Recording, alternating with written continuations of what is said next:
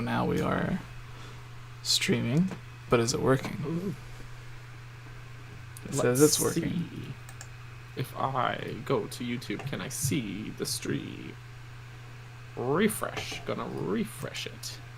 It's live. How does it sound? Do we sound okay? What's the title? Refresh. Go. Switch Pro Pokemon Legends Hylian Gamescast. So it looks like the right title. And sounds good. Does it? The right title. And Techno Magnus, hello. And David, banana. These are all good things to say. Looks like everything is good on the Stramo. Banana. Banana. I need to do something about the laptop noise, but I'll have to do that in post. So everyone else, I apologize. All right, so Daniel, how do we want to start this party? Oh, it's a party now. I believe so. Party is it? Just everyone's invited. Oh, okay, good. Yeah. In that case, it's not a private party. I mean, it could be, but what are we? It's not that kind of party. It's not. It's not the kind of party where jacket, sweater up to your nose kind of party. Okay. Sure, that's Hello, reasonable. Dennis from Germany. Is there new news? No. Techno. Well, yes and no. We're late to reporting. Not reporting. We're not really reporting the news, just discussing it because we're late to the party. Yeah. See, it's our party, but fabulously late. Yeah. So I guess 23 is enough to start, right? Yeah. Is that enough? Jump in. We're up to 28. I think we're good. All right, everyone in the chat, get your banners ready. No, you just messed up. Something happened. You hear the word banana, and then it just breaks your microphone. And there you go. It's because the excitement overflows. Yeah. No, okay, so you ready? All right. How do we do this again? It's been a while.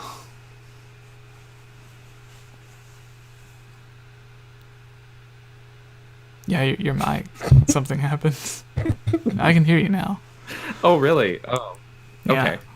Yeah. Maybe it's a good thing we joked around because maybe you had banana problems, microphone problems. Yeah, they're one and the same. Ducky. Yeah, that's Layla's rubber duck for the bath. Do you take a bath with rubber ducks? No. Oh, you're missing out. It makes I know. it so much more fun. I know.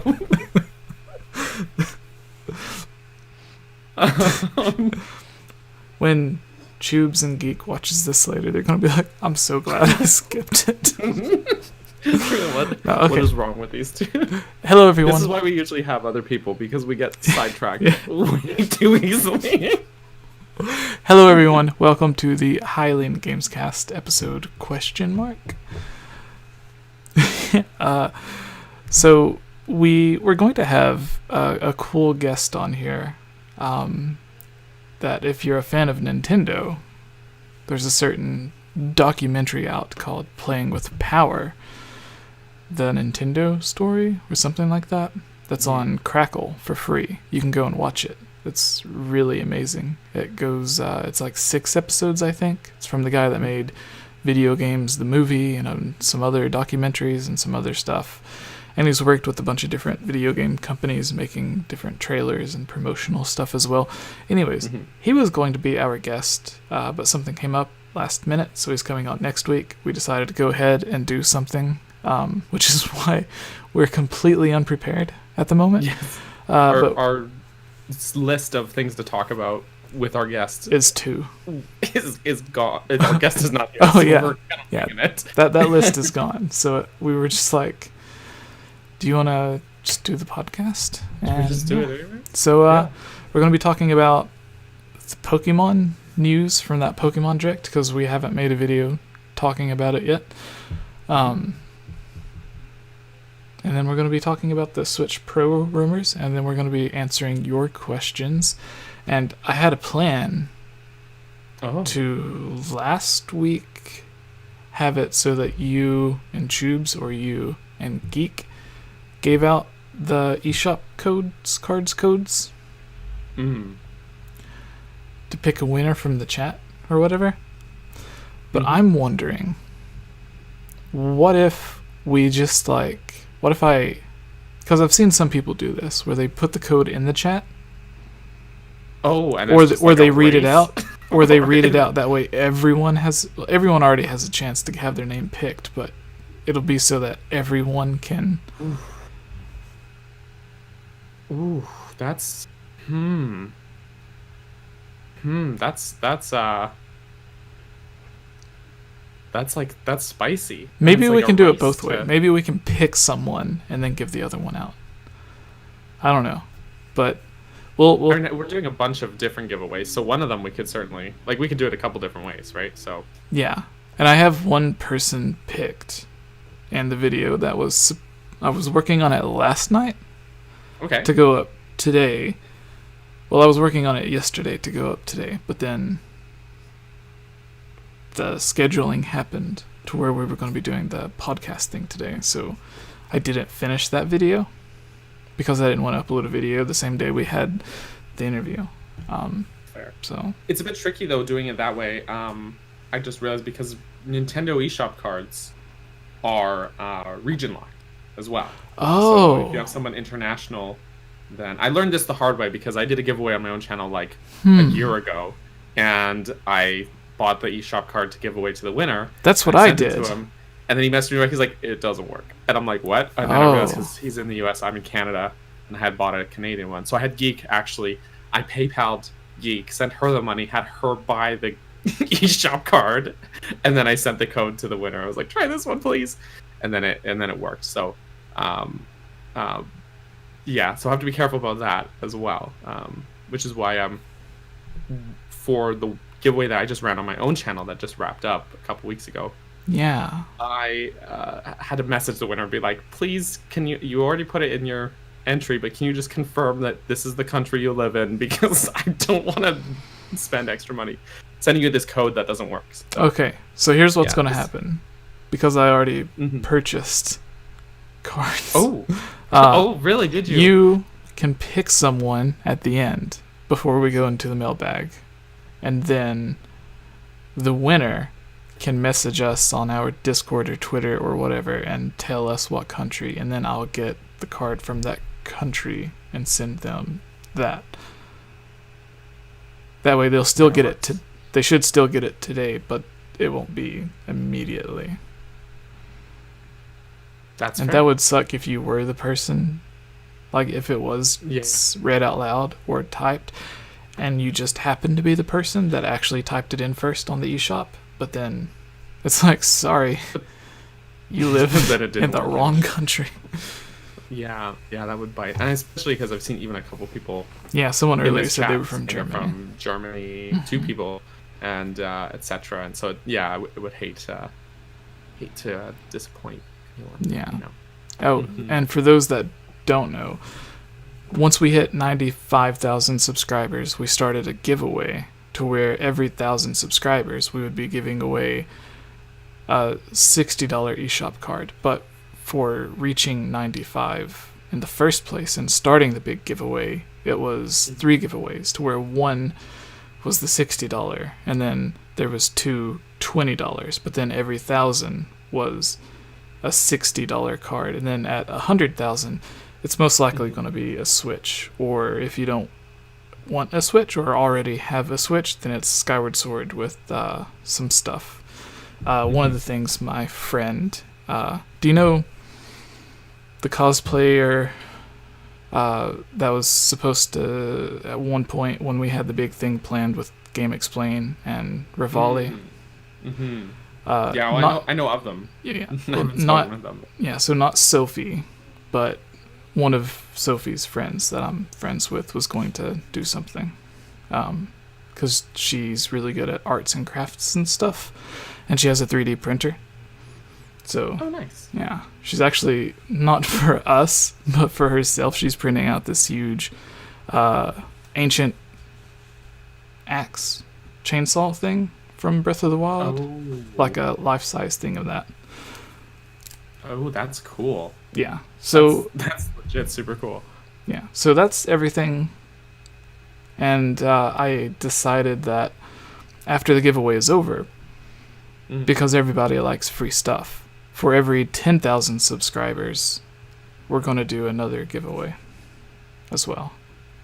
Because then it won't be like giving something away every month. It'll be like every 3 or 4 months, if that. So I can manage that.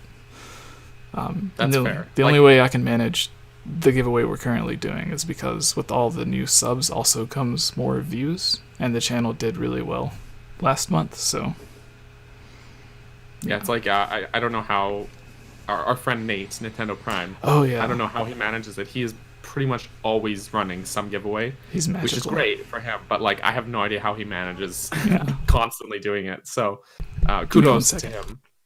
Yeah. Free stuff, goat.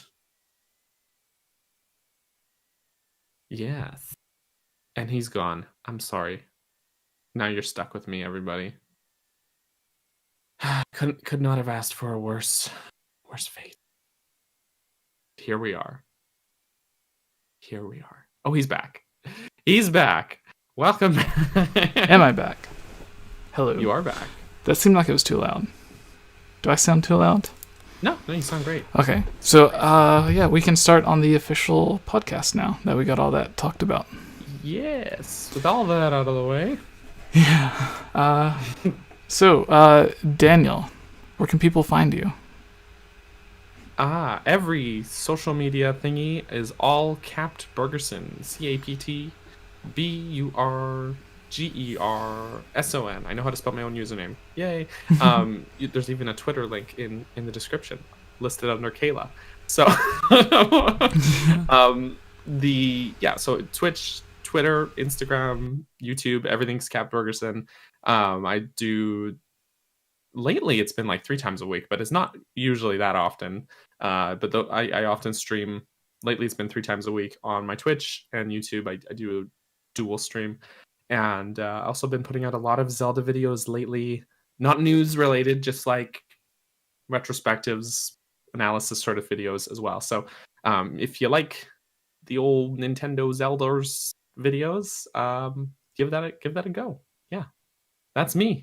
Where can people find you, Jess? Everything for me is 𝐵𝐴𝐺𝐸, but you have a really cool series of videos you've been putting out where you are almost finished with Ocarina of Time. So if people want to check that out, explain kind of what it is, because everyone here I know likes Zelda stuff. Yeah, it's funny you say almost finished. Like on my own end of things, I have finished because I've finished playing the game, but I've been going through every dungeon in Ocarina of Time and dedicating an entire video to each dungeon, just doing like it's almost like an analysis, but also kind of like a walkthrough, also a bit of theory and speculation about its architecture, its design, just appreciating its music. All of those things kind of combined into one video focused on each individual dungeon. So starting, of course, at the beginning, Deku Tree, and then working our way. The last one that just released on Friday was the Spirit Temple episode. And then Ganon's Castle coming this upcoming Friday. It should be out. So yeah, it's been a lot of fun to work on. And then a lot of people have been asking me to continue it after Ocarina of Time. So I'm going to jump into Majora's Mask next. I'm just thinking I might have to restructure the video a little bit because Majora's Mask has a different structure than Ocarina of Time, as far as like what prerequisites for which dungeons you have to do and etc. Right, so I have to retool it a little bit, but I'm going to jump into that pretty soon. Yeah, and so it is definitely a masterpiece, and I think like this is a game I've been playing all my life, and I think replaying it this time, trying to go in with a more analytical mindset, has made me appreciate certain elements of it even greater degree, especially the Spirit Temple. Sorry. Apparently my voice just decided to go there, just to go right away. But especially the Spirit Temple, I swear, like, blew my own mind writing for that video. So it's a really, really amazing game. Which it's not like it was my first time playing through, but sometimes you know, something you're too familiar with, you take certain elements of it for granted, you know. So it's nice to sort of fall in love with it again. So yeah. All right. Well, yeah. So everyone, go check that out if you want to take a deep dive into all of the Ocarina of Time dungeons with Majora's Mask's dungeons coming up soon. Something tells me Majora's Mask's series isn't going to be nearly as long as Ocarina of Well, there's Time. only 4 main dungeons. Yeah. 5 if you want to count the moon, right? So I that's again why I kind of want to retool it, because I didn't have very much focus on like side quests or anything. Like, I would mention it, like, it's worth doing this side quest before this dungeon, that kind of thing, but like I wouldn't really go into detail of like the side quest. Whereas Majora's Mask, like, half the game is side quest, right? So it's I'm kind of rethinking how to structure the videos, but I might just breeze over that stuff and still. But yeah, Majora's Mask is a shorter game story-wise because of the smaller amount of dungeons, so we'll see. But then, of course, I'm still going to keep going, I think. As long as people still enjoy those videos and like them, I'll probably keep going with Wind Waker and Twilight Princess, etc. So, yeah. All right. Do you want to start with Pokemon, and then we can do the Nintendo Switch thing? All right. So at the recent Pokemon Direct, we had another trailer. Did we have an original trailer for Pokemon Snap? I don't remember. Yes. So it was. Well, they started out with like that wicked intro. It was like five minutes. The first, maybe, yeah, it was the first 5.5 minutes of the Direct. Yeah, it was like just this like the history of overview. Pokemon, basically. Yeah, it was really cool. Actually, it was really well done. Well, really neat vid. Monster Freak, or not Monster Freak, Game Freak, or the Pokemon company's Pokemon, because there's a lot of Pokemon games made by other companies that wasn't the Pokemon Company or Game Freak that was clearly missing. Yeah. So it's like, this is true. our Pokemon. Yeah, and then also they had a big emphasis on Pokemon Go in that one too, which I think was Niantic, not really Pokemon Company, but I guess it's a big enough impact on the series that they wanted to. Yeah. But so there's new Pokemon Snap. I wouldn't necessarily call it a trailer so much as like a bit of like information overview sort of thing. Yeah. But it was nice to see more on Pokemon Snap, because that's a game I'm actually really looking forward to.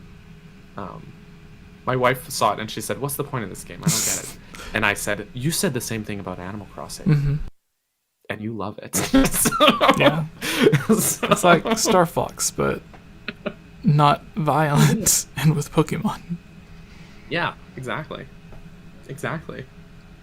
So yeah, so they had a nice overview there. It's interesting. There was confirmation that the character from the first Pokemon Snap game is in it. He was shown briefly, I think. So there's the professor, then there's that guy. I'll keep talking while he's gone. That guy, Todd Snap, is in it. He's there, and then there's the character you play as. So it's kind of neat to see also that character kind of more grown up as well, like an adult version of Todd Snap. And everybody's thirsty for him, so there's that.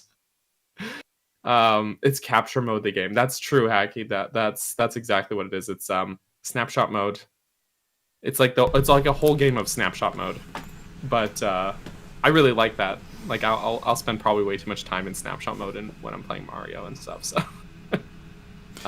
or playing Breath of the Wild, and I'll just be taking screenshots as well because I'm like, it's so beautiful. So it's gonna be neat.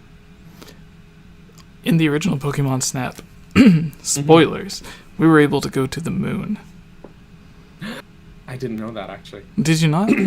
That's I how really you didn't. That's cool, though. That's how you got super pictures cool. of Mew. Oh. Because for some reason he was up on the moon, even though in every cartoon or movie he's not on the moon. I don't think. Definitely a strange place for him to be. Yeah. without atmosphere or anything. But I think it was just more of a thing like, what's a cool place that we could go? And they're like, to the moon. And you're like, okay. Right.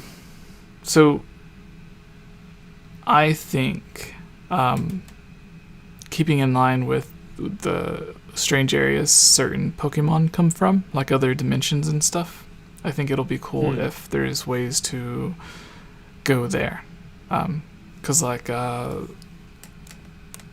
there's several Pokemon now that are from space. There's some that's from like, I don't even know what you would call it, like the antimatter dimension, or dark matter dimension. I don't know, but there's definitely a lot of strange, weird places that Pokemon come from. Even in that was the whole point of like Sun and Moon or Ultra Sun and Moon, was going to the other dimension. So I wonder if this will incorporate that, or if they're like, no, let's keep it more mainstream and just have the different Earth regions or whatever. Yeah, it makes you. I wonder. Yeah, I mean that might be a cool, even like as a post game event, might be really cool. But yeah, I also got to say Pokemon Snap, which I just remember comes out at the end of April, which is sooner than I expected. The visuals are really nice. Yeah, they make me wish that like one of the other Pokemon games that were announced, that they would look as good as Pokemon does. Not to say that they look bad per se, because they're all different art styles, but like every time they show anything new Pokemon Snap related, I'm always like, wow, these are. I mean, it has to look good because it's literally photography, the game. So like, if it looked bad, then that would that would be terrible. But like, I don't know, like I see the lighting engine at play here and everything, and just like not everything's like perfect. Like it's certainly not like the top of the line industry stuff, but it still looks really nice. Especially weirdly enough, all of the underwater bits that they showed in the trailer, I think those are some of the best looking parts of the game, from what we've seen so far. But yeah, I'm enamored with his visuals. I just really kind of wish that other Pokemon games looked as nice. Did you notice? I don't usually get hung up on graphics, but it has nothing to do with graphics. But at the beginning of the video, there's a part that made me like just think, who wrote the script for this trailer? Because I forgot the Pokemon. I'd have to watch the video again to tell. But it's the part where they're showing that you can feed the Pokemon. And like they throw one of the apple things and the Pokemon eats it, and they say something about it, and then they throw one at one that like stands up on two legs and has hands and everything, and it reaches over, grabs the food with his hand and starts eating it like a normal person. And the person reading the script's like, look at the wild way the Pokemon's eating the food. And I'm like, that's did they mean to put that sentence on the last one, or like, oh my gosh, because they're literally that. eating the apple the way everyone eats an apple, and they're like, look at the wild way the Pokemon can eat. And I'm like, that's not the best example for this. That is funny. Yeah. So aside from Snap, we got the remake everyone was looking forward to, and as everyone correctly guessed, the people most upset about the Pokemon Direct and all of the new Pokemon games was in fact Pokemon fans, because everyone seemed like they wanted the 4th gen remake for Pokemon, but not in this way. So they made it the way, like they did it as a faithful remake, to where it looks just like the original, but with updated graphics.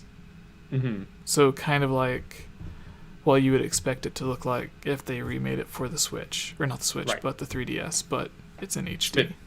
Like chibi. Yeah. Of course this happens. This always happens. Hey, bet you couldn't have guessed that was going to happen. Yeah, I had a hunch it was going to happen at one point. But yeah, the graphic style, like part of me, I kind of preferred the look of like the Let's Go games, but this is still like, even if you look at the battle parts of this, visually pretty similar to Let's Go, but then with this sort of chibi look. The only thing is, like, if a lot of people were comparing it to Link's Awakening, and I think Link's Awakening looks like far superior visually while still retaining that art style. So I do still feel like they could have done more to make the visuals stand out and pop more. Do you know what I mean? Like, even Yeah. just like putting in a better lighting engine or something, or smoothing out the models more, or things like that. But When I at the end of seen the day, that, because usually it's Game Freak, like the actual Pokemon developers that are remaking the Pokemon games. yeah, When I realized it wasn't them, then I was like, okay, this makes sense for Nintendo's method of development. Like when Nintendo remade Wind Waker, they added in a lot of upgrades and used a different engine and everything. And then when they remade Twilight Princess, but it wasn't Nintendo, it was Tantalus. It's like right, slightly Very the same, few but new changes. textures, and it's like it has a bunch of updates, but it's not running on the new engine or anything. And it was kind of the same with this, to where Pokemon Company are like, we're making Legends with our newest up-to-date engine, and then we're just letting this other company just do their best to redo with yeah, as small of a budget as possible while still making a good game. And in a it's way, one of those things, though. Oh, sorry, no, go ahead. I was going to say, Go ahead. in a way, it kind of makes sense, because this way, for the people that did prefer the top-down Pokemon game, like the people that, when they seen Sword and Shield, even though everyone was asking for that style of Pokemon game with Sword and Shield, but there was a lot of people when they seen it that's like, that's not Pokemon. Pokemon's top-down, 2D, whatever. So for the people that seen that and was like, The trees, no, Jesse. yeah, the trees. But for the people that wanted that and was like, this isn't traditional Pokemon, now you can't really complain about anything, because you have Pokemon Snap as like the non-traditional Pokemon game, and then you have Pokemon, what do they call it? Sparkling? I was Brilliant Diamond Shining Pearl. Yeah. What was that thing? Yeah. Sparkling. Anyways, I think that was when there was a leak like a day before the Nintendo Direct, and I think Sparkling was one of the fake titles for that leak. Sounds like a fake But title. so it has the spin-off Pokemon Snap game. It has the traditional Pokemon style game for the people that prefer the top-down, and then it has the new pushing the Switch as far as it can possibly go with a brand new engine and an entirely new way of playing, while still keeping the traditional Pokemon battle system. So it's like they have a Pokemon game for literally everyone, to where you could complain about one game that you don't like, but why would you spend time complaining when there's, like, no matter what type of Pokemon style you're into, there's something there for you. This is true. So that's how I looked at it. And honestly, when I was harping on the visuals a bit, this is not to say I think it looks bad. I just think they could have done a little more with it. But but like, I think it looks just fine, like, it doesn't look great.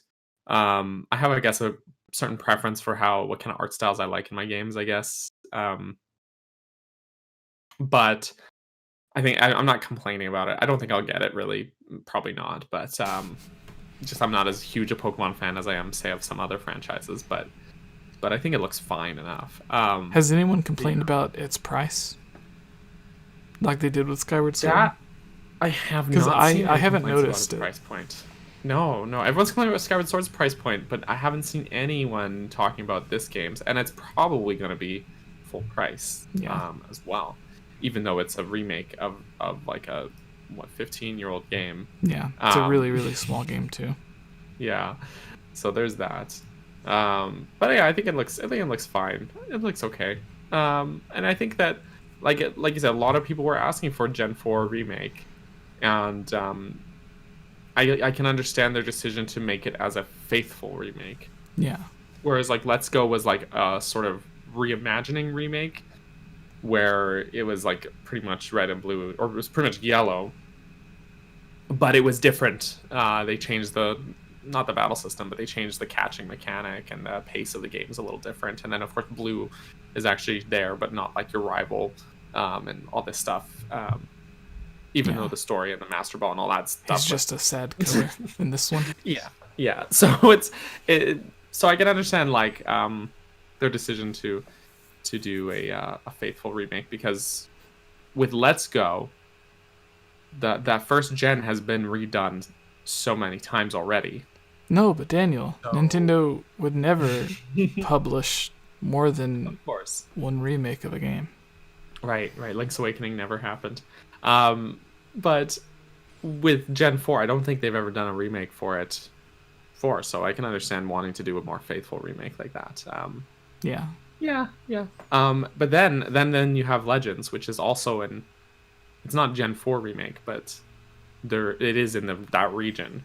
And I think that's the way to that's the one that's piqued my interest more, because it's not just the same game over with a shiny new coat of paint. It's like a full sort of entirely new game here, and that's the one that I thought looked really good, because that's also in the Sinnoh region, right? Yeah, it's more of a prequel, yeah, like Skyward Sword was to Ocarina of Time, basically, where it's thousands of years before, maybe. And it seems like Legends is throwing out a lot of oopsie, sorry, I bumped my desk. A lot of people are comparing it to Breath of the Wild, which I don't think it's quite there. I don't think it's quite the leap that Breath of the Wild was, in my opinion. You mean we're not going to be climbing up giant mountains? No, there's probably still going to be some limitations, but they are tossing out a lot of Pokemon conventions the same way Breath of the Wild did. I believe they said that there's no, because of the time period that it takes place in, it predates leagues and gym battles, so there won't be any of that. And your objective is not to go and challenge the league and stuff. It's more like you're a cartographer sort of type character. Yeah, you're filling up the Pokedex. Right, like the first Pokedex of that region. Yeah, just like the compendium and Hyrule. Yeah. Even the starter Pokemon is supposedly like one you've brought over from a different region. They don't give you Sinnoh starters. I think that's a really cool concept. Yeah, I think it took the fan favorite from past generations, while keeping each of the three separate types. So I think that's a new and cool idea. Yeah, I think it's really cool, and I wish more. The thing is, okay, people always harp on when games take a leap and do something totally different, but change isn't inherently bad. It's sometimes it's good to shake things up and try something new, and I think that having your Gen 4 remakes and this come out sort of close to each other is good, because it'll tickle that itch for people who really just want to play classic Pokemon, but also it gives it gives them the chance to step out of that comfort zone and try something new and different as well. And new and different is not inherently bad. It can go badly if you don't know what you're doing, which sometimes Game Freak doesn't, but it can lead to some really cool and unique things, right? Yeah, someone in the chat says that you can climb, glide, and ride on Pokemon. I didn't know about the climbing, but I did know that on Nintendo's website, like the official website for the game, it mentions being able to ride on Pokemon. So that's good. So that was something I was really hoping they would bring back, because in Let's Go, again, this is something I really liked, was that you could have your buddy Pokemon, and depending on what kind it was, if it was a bigger Pokemon, whose name is not coming to me right now, but some of the larger Pokemon you could just ride on, even Charizard, you'd ride on him and he'd fly around and stuff like that. And I thought that was really just I think super Rhydon fun. is also a Pokemon. You could ride on. Yeah. That's the joke true. I thought you were going to tell. I should have. I can't believe I didn't think of it. And that then in Sword and Shield, I was kind of hoping they would have that, and they sort of did with the DLC. But I say sort of because you could have your buddy Pokemon, you couldn't ride on them though. And I was like, oh, okay, well, that's too bad. You would think with the whole wild area thing, they would give you a little more freedom that way, but no. Yeah. So I didn't know that though. But if that's something they're putting into Legends, then I'm super down for that. yeah, because riding on and gliding and stuff like that's going to be really cool, I think. So one thing I wasn't able to tell from the trailer was, you mhm. know, you can just sneak up on a Pokemon and throw a Pokeball and potentially catch Yes. it. But when it goes into the battle scenario, is there Mhm. a screen transition, or does the camera just like zoom in or go to a different perspective? Is there It's like a it's small hard to scene or tell. something? Because I don't think it I showed. I think hang on, I'm actually looking at the trailer here. It doesn't show exactly, But there but it are, looks like the yeah, battles just take place in the spot you're in. yeah. I And I think that really would hope be that's the great. case. Because in even Sword and Shield, they give you like generic backgrounds. And for the most part, it worked because like a lot of the wild area would look the same or things like that. But sometimes the background elements didn't add up. And there's even one that always sticks out in my head, and it's like you're in the middle of one of the bigger towns, and then you encounter a Pokemon. And then the background for the battle scene is like not at all in the town. It's like completely in like the forest or something. And I'm always just that like things like that just pull me right out of the game. Like complete immersion breakers, right? Yeah. So if it's like that, if the battle system works in a way there where maybe even if there's a screen transition to pull you into like battle mode or whatever, as if you're in the same actual location, that I think would go a long way to improving the experience. So if it's seamless like that, which LP is also saying it is, then awesome. That's wonderful. One more question that Mhm. this is something I hope they do. We've spoken before a little bit, but more in line towards what it could mean for Zelda. But for Pokemon, we've talked about how Nintendo is in the middle of updating their online service to where Mhm. they're changing their servers because they're basically using the same ones that they began on back with the DS and everything, which is probably why in Pokemon Sword and Shield, even though it's running on a console that's more than capable of having a great online experience, I always use the example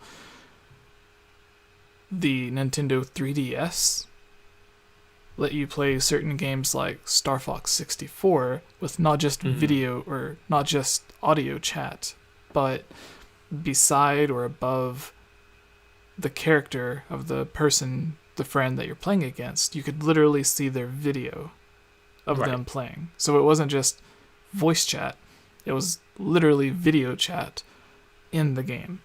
And that was on the 3DS, which is far less capable than the Switch. And it makes me wonder why something like that was possible. But then in Pokemon Sword and Shield, where there's no voice chat or video chat, there's still like a 1 second lag when you're running somewhere, and then you see your Mhm. friend run behind you from their controls. Mhm. So I wonder with the update for their server, since this game comes out next year, after it'll already be updated, if it will offer a better online experience, or if it will even have an online experience, because they had it in Let's Go with multiplayer on the same console, and then the Yeah. next one they had online multiplayer, but like barely online But multiplayer. and So the multiplayer experience in Sword Shield is like really bare bones. It's like completely not worthwhile in my opinion. yeah, Unless like the only thing that's worthwhile online in Sword Shield is like trading. But other than trading, which has existed since the very beginning anyways, it just there's no point to the co-op. Um they can't even help you in battles, I don't think. The raid battles aside, maybe the raid yeah. battles work just fine. But as far as the overworld stuff, I mean, they're even still the raid battles. Like you could just do them on your own, really. So Yeah. So, yeah, we've also, or at least I've speculated that when Aonuma first said that he wanted Zelda Wii U, or what became Breath of the Wild, to not be thought of as a single player experience, and right, um, I thought the reason that it actually ended up becoming a single player experience was just because their online service just wasn't capable of taking a game that it seems like the Switch is already having that hard of a time to run, and then adding right. in online stuff. So Wolf Link was kind of like a leftover from that, to where like, here's your optional character. It's not your friend playing, but it's or the AI playing. So I wonder if that idea, do you think it could be carried over to this Pokemon game, since it has all the other comparisons to Breath of the Wild? I could see it. It could be really cool, actually, if they do implement. The only thing I would worry about, and I would hope that they avoid, is like tethering the players together, because there's some games where it's like, even if you go too far apart, then too bad. Like it'll pull one character to the other, or like even like Mario does it, but even other games that have a more open world sort of co-op feature, they tether you to like have to stay close together. And I really would hope that if they were to implement some kind of online multiplayer in Legends, that they wouldn't tether you like that. So yeah, that's my thought. So, I forgot what game it was, but there's a game that would it would drop you in your own world, but then there would be maybe up to like 20 other people that were running around inside it, and you could possibly bump into one, but they could be somewhere like in a completely different area than you, so you would never see them.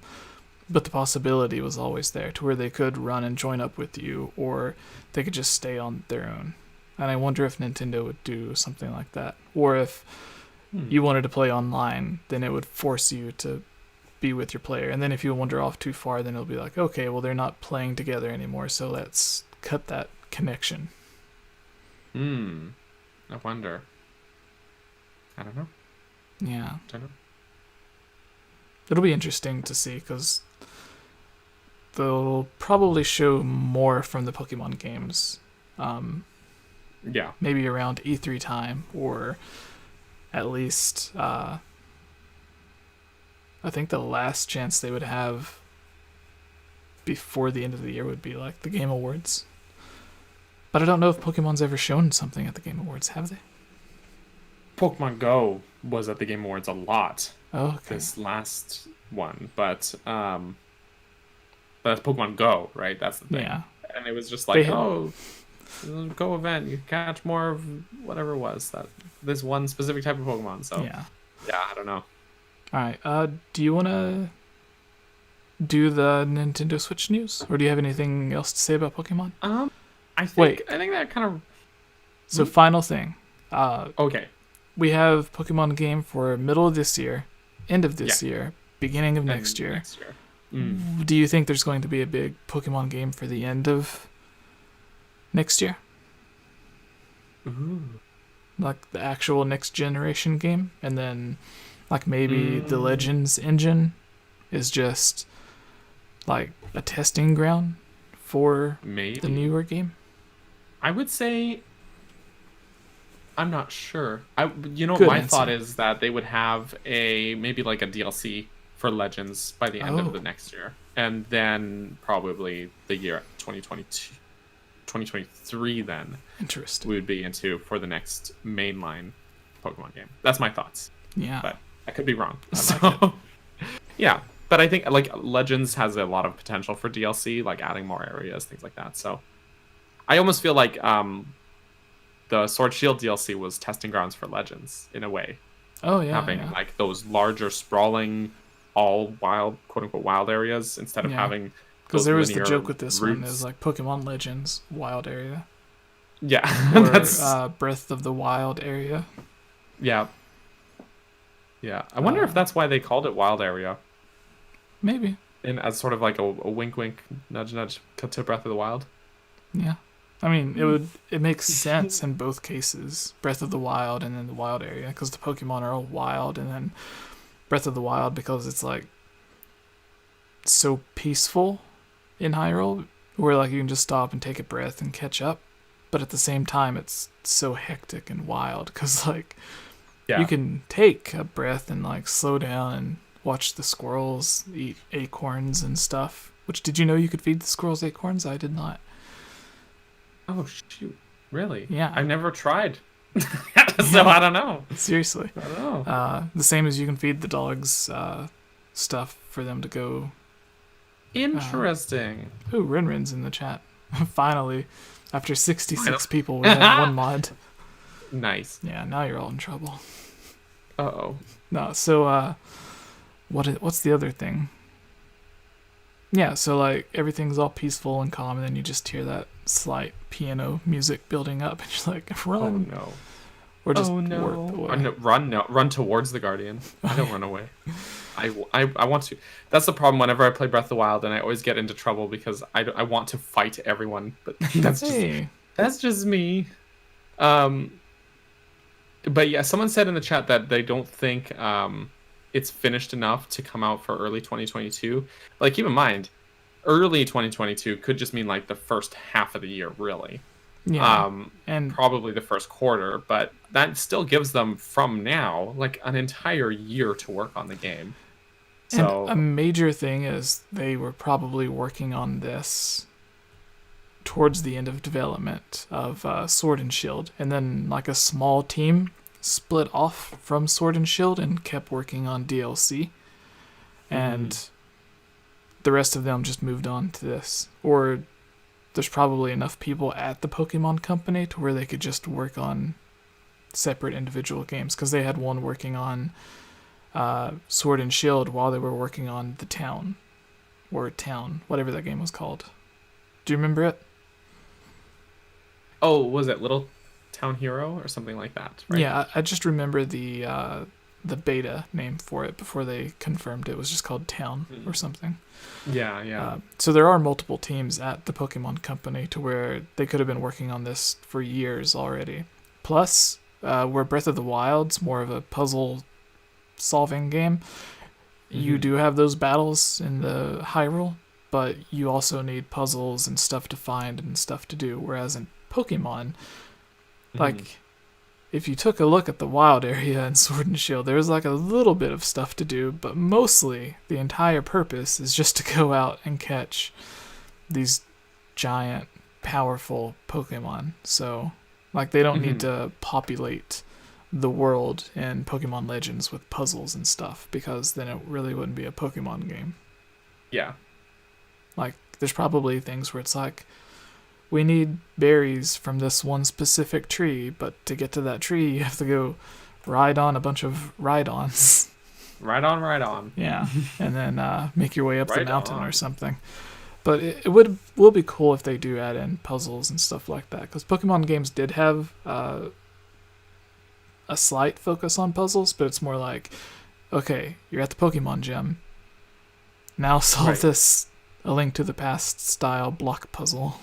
And then you can face. Or like, go in this cave, there's 2 holes in the floor, and you're just like going through a sequence of holes in the floor. Yeah. Yeah. Like in all the A Link to the Past dungeons just falling through the floor. Someone in the chat says, I hope Breath of the Wild 2 has more energetic music. I have to agree with Jorge on this though, about Breath of the Wild's music being already having some good tunes. Yeah. But just keep in mind that for the scope of that game, if you had like an overworld theme, like in previous Zelda games, you get so sick of it because of how much time you spend in the overworld.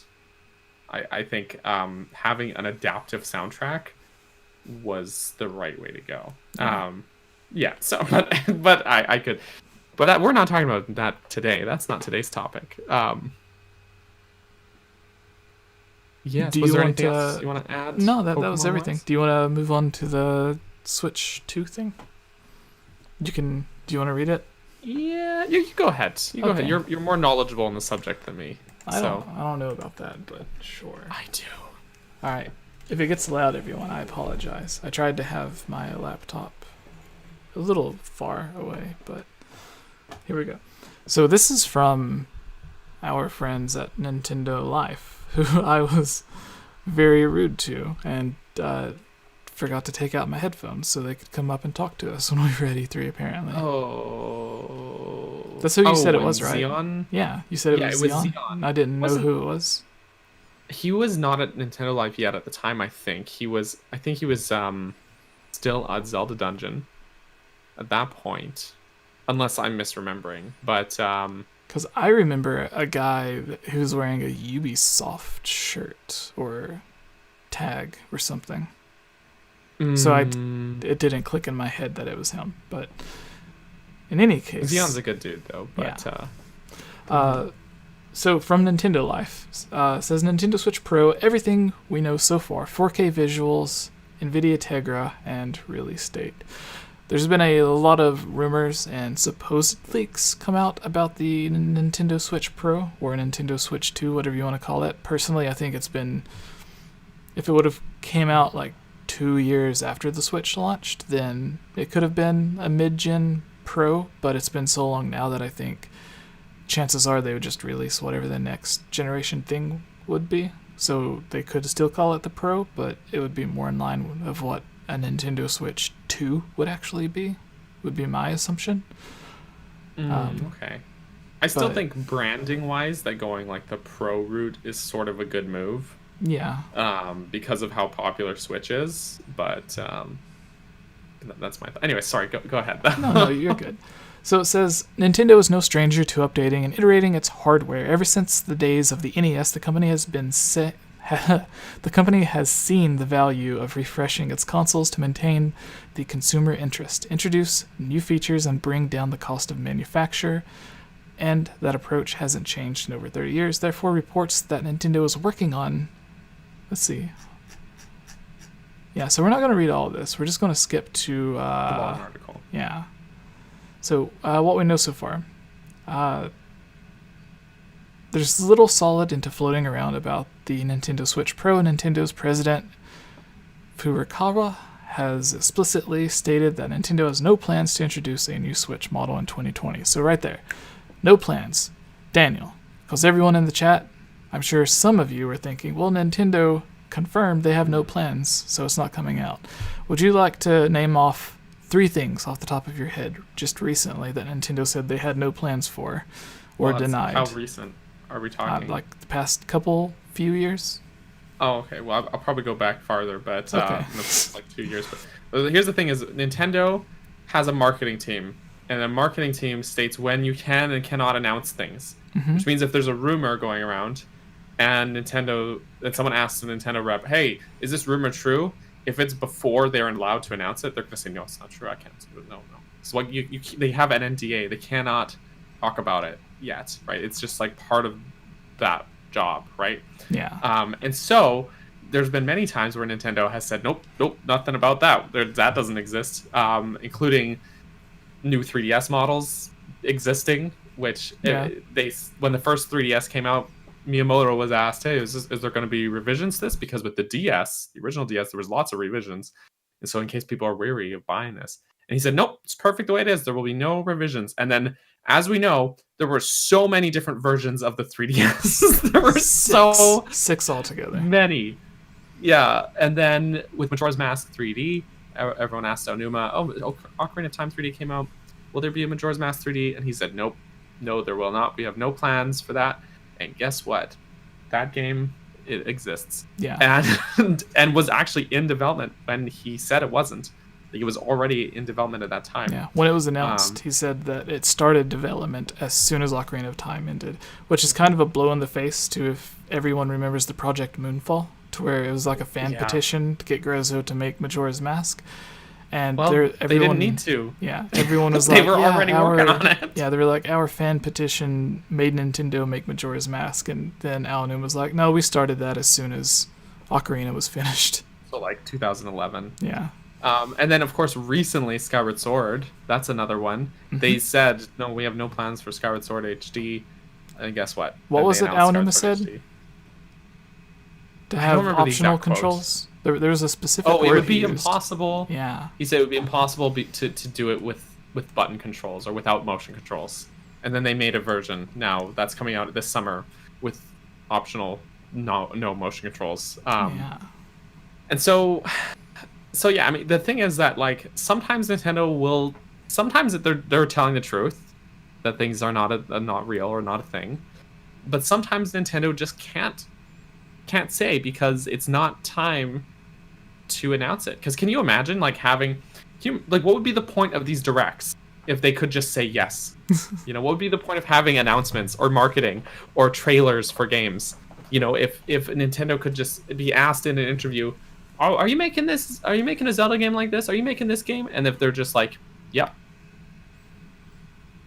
Like, then where's the fun? Where's the thrill of announcing it? So anytime Nintendo denies anything, it could mean that game doesn't exist or it's not in the works, or it could just mean it's not time to announce it. Just imagine for a sec you're working in marketing, Jesse. You're putting together, you're like editing together this great trailer for this game that's coming out, and then someone like higher up than you just accidentally spilled the beans, and you're like, oh, well, what the hell was the point? I had this whole marketing campaign put together. We were going to run ads. We were going to put up billboards and stuff. We had this whole direct cut together, and then they were going to surprise everyone at the end of the direct by saying, oh, we have just one more thing, and then they were going to throw out this big surprise, and it was going to be awesome. Yeah. And no, Numa spilled the beans at some concert. So, yeah, it's like he was just feeling really good that day. Yeah, so he came out on stage like, why is no one asking about Skyward Sword HD on Switch? And then like a week later, it's like, no, we're not doing that. Then why did you say it? And it turns out because they were doing it. Yeah. And then what was it? So there was the famous time when Reggie was like, we're only focused on the current Switch model. Right, because people were asking about the Switch Mini rumors. Yeah. And everyone was like, what? Current Switch? Yes. What was that? Yeah. So I guess instead of talking about the times Nintendo has fibbed to keep the millions of dollars they invest into their marketing team worth it, continuing with the article. Last summer, Nintendo rolled out a silent update on the standard Switch hardware, which reportedly uses the same improved Tegra X1 found in the Switch Lite. With better power efficiency and less energy consumption, it enabled the shrinking of the case for the Switch Lite and also offers substantially improved battery life in the updated standard model. People went and traded in their launch day models for that updated one. Because it plays games. Too much save data. It plays games like Breath of the Wild and certain other games that like. And of course, this happens again. You left me. Yeah. You left me behind. No, do not share screen. Anyways. There we go. Okay, so it plays certain games at like 1 or 2 frames faster. If there's like a slowdown or something on the older games, but that's just the more power efficient CPU that it has. And people have hacked the Switch to where they can boost the CPU. And it does give quite a bit more performance than it lets on, which is about like the 3DS and the new 3DS. So it's not that big of a thing to where most people thought that Switch Pro would just be that Switch, but just with the unlocked CPU, but that wouldn't be enough to really do anything. Just like maybe 4 or 5 more frames on your games, which would not be worth it.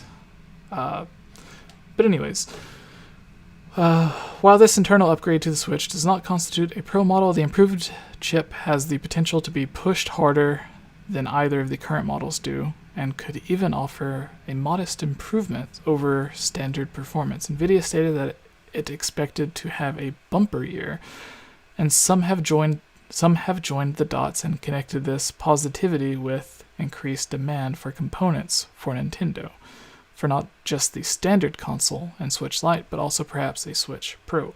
In January this year, reports of an updated model once again bubbled up, this time with Taiwanese website Digitimes claiming that Nintendo has plans to release a new Switch model in the middle of 2020.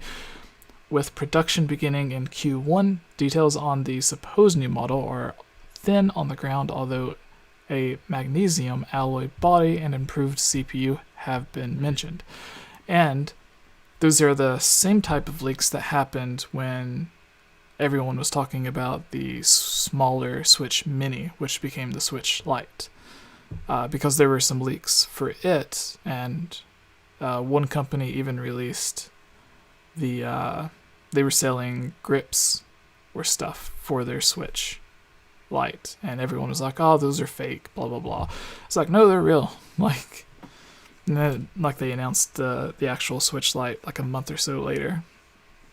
So, it's the same type of leaks coming out for the Switch Pro that the Switch Lite had. Everyone is saying it. In a recent interview, the president mentioned, what was it?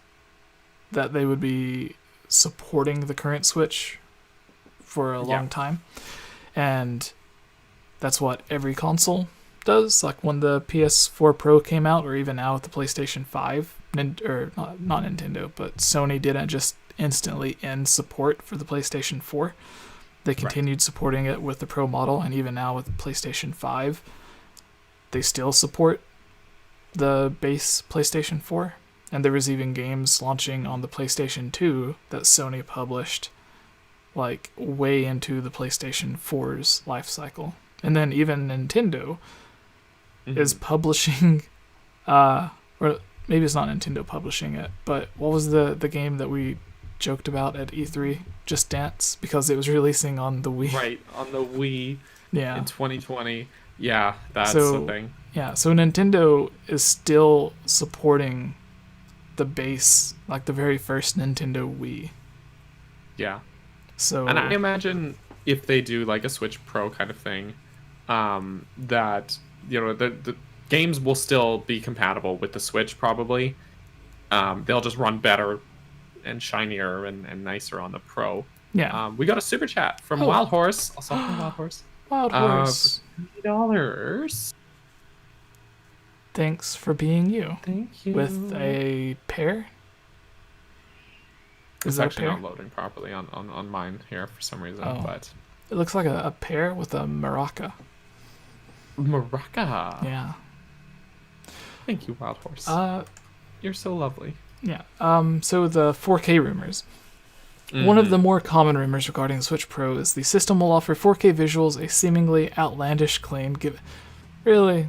Is it outlandish? Given the current model often struggles to hit 1080p with some titles and is limited to just 720p in handheld mode.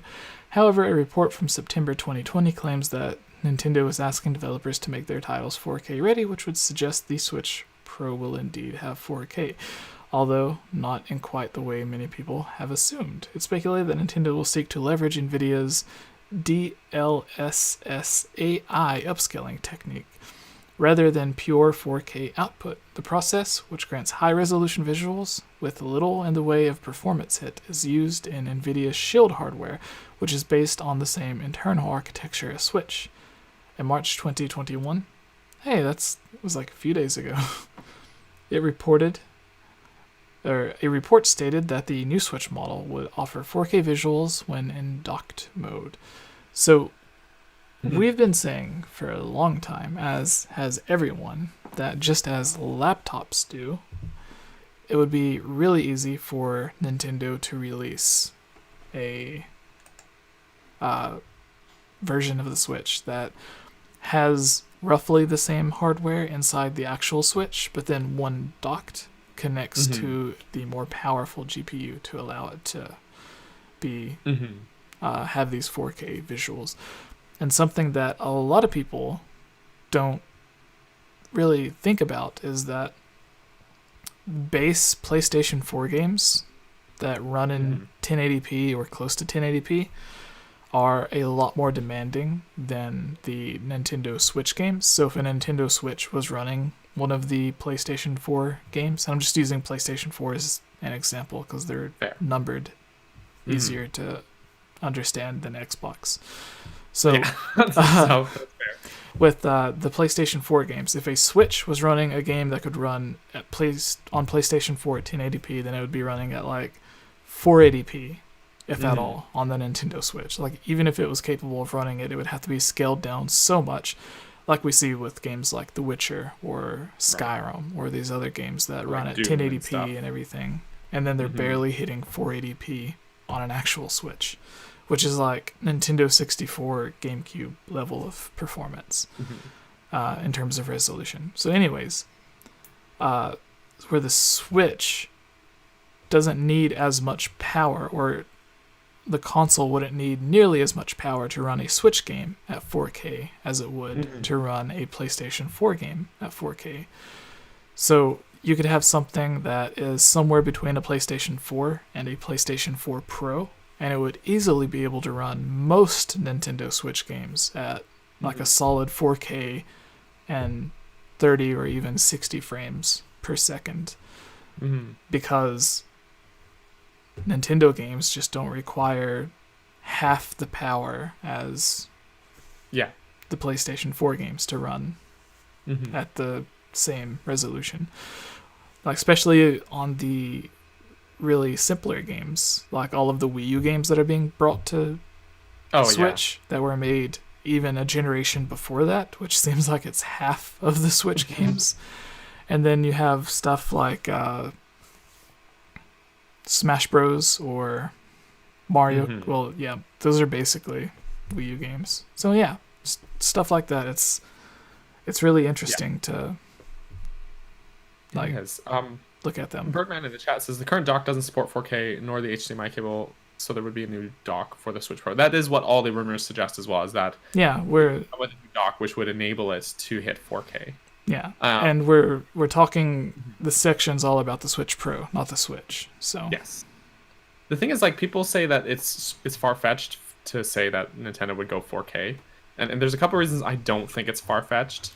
There's the first a million one is because everyone else is already doing it. Nintendo is in a sense, not to knock them, I love Nintendo so much to bits, but they're always kind of a step behind in things like that. The Wii didn't even offer HD support or HDMI and Xbox 360 and PS3 and stuff were already ahead of the game on that. They didn't adopt HDMI until the Wii U though. So since everyone is already hitting that or targeting it already, Nintendo now just starting to roll out 4K makes sense with their trend in my eyes, and especially the DLSS upscaling technique, in that it's not native 4K. It's most likely to be 1080p that's upscaled to 4K through this really interesting DLSS technique that I'm not tech savvy enough to explain it to you properly. I've only read about it. It basically takes where to go from 1080p to 4K, you're multiplying the pixel count by 4. So if you split the 1 pixel into 4 pixels, there would be like blurry data there, basically like a blurry image, because it's having to be stretched out across 4 instead of just the 1. And it basically uses AI to look at the blurriness and be like, okay, well, it should look like this, so we're going to make it look like this. Is basically what it does. It uses AI to fill in the missing detail that should be there. Right.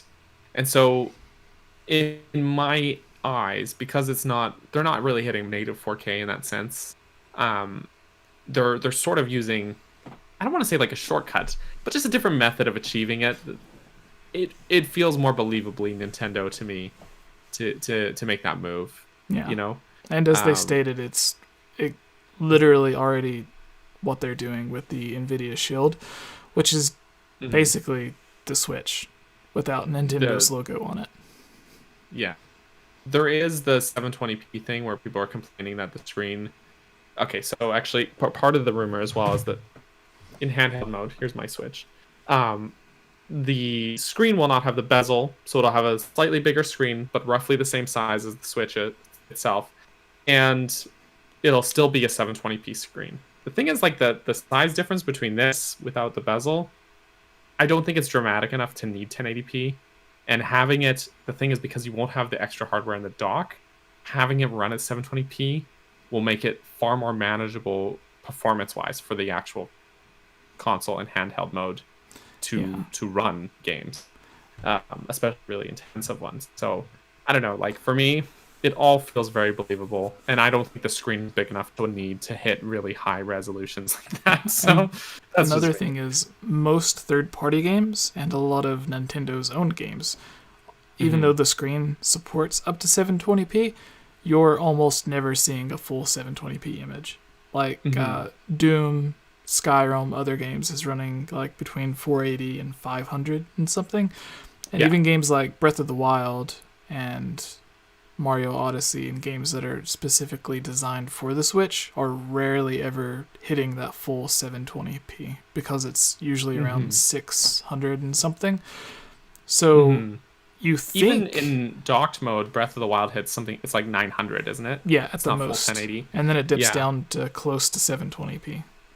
And the game still looks brilliant. It still looks beautiful because Nintendo's really good at doing that, of making games look just super good. So, but unless there's absolutely nothing going on the screen, you're never actually seeing the game at its full 900p resolution.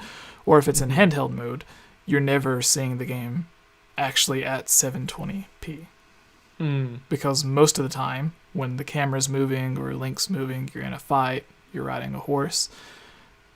When something's happening, the frame rate and the resolution both drop. So having it constantly at 720p with no frame rate dips would make the game look 10 times better without changing the screen at all.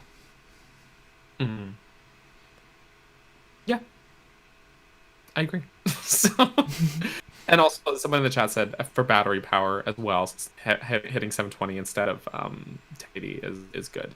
Yeah, and I agree with that as well, because especially like if you're someone who plays, I'm not, but if you're someone who plays predominantly in handheld mode, that battery life thing is going to be a big deal, and sacrificing battery life for resolution that's on really too small of a screen to be worth it, and then you're sacrificing performance for the game as well.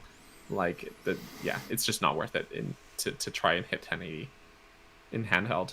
Yeah, and there's a lot of people that I'm going to quickly try to explain what I was talking to you about the other day, which is something I was going to go in more detail in a scripted video. That way I could properly get out all of my thoughts and wording to be more understandable, easily understandable, or whatever. But basically, I'm going to use PlayStation in general for just that generation of consoles. So when I say PlayStation 4, I'm also including Xbox One as well.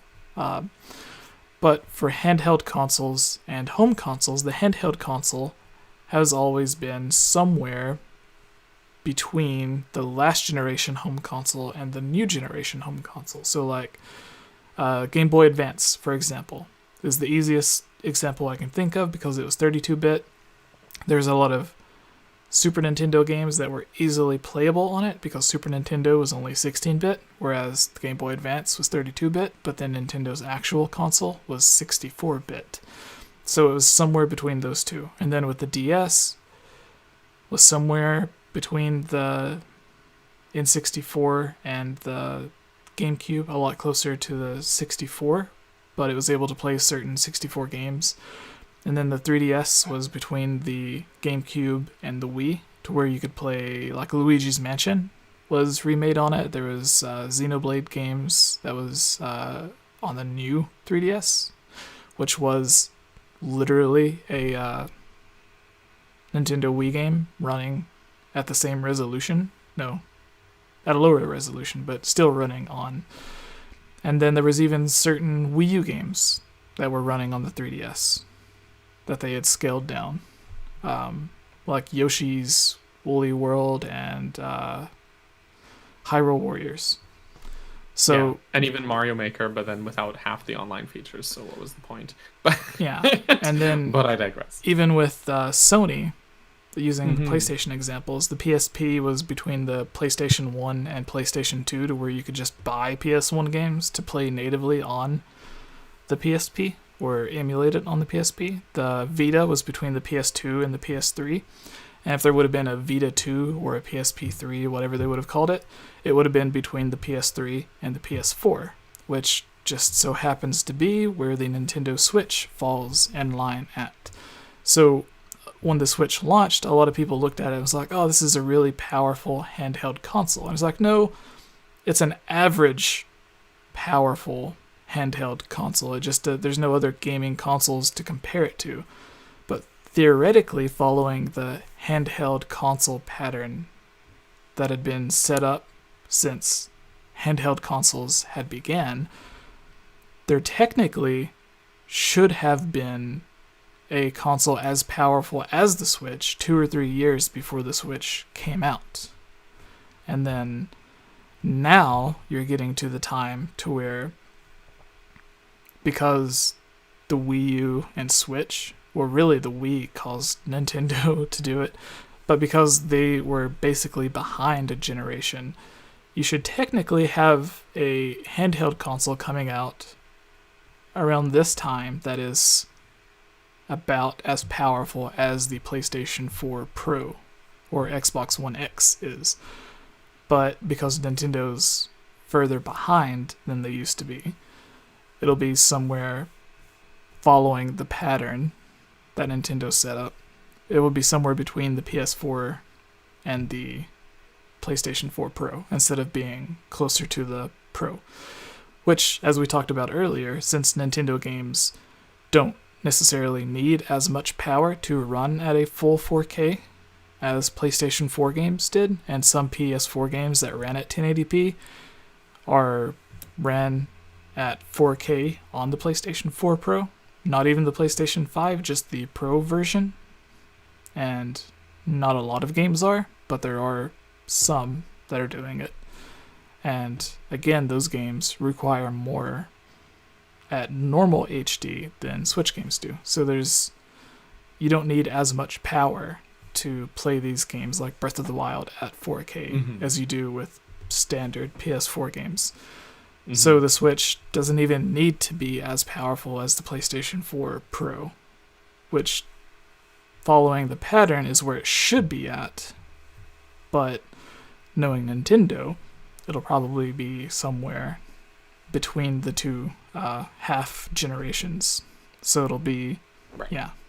And I think enough time has passed to where we kind of talked about it earlier, but you mentioned that you don't think they'll call it the Switch 2, but enough time has passed to where it would make more sense for it to be just a completely next generation console as opposed to just a half step.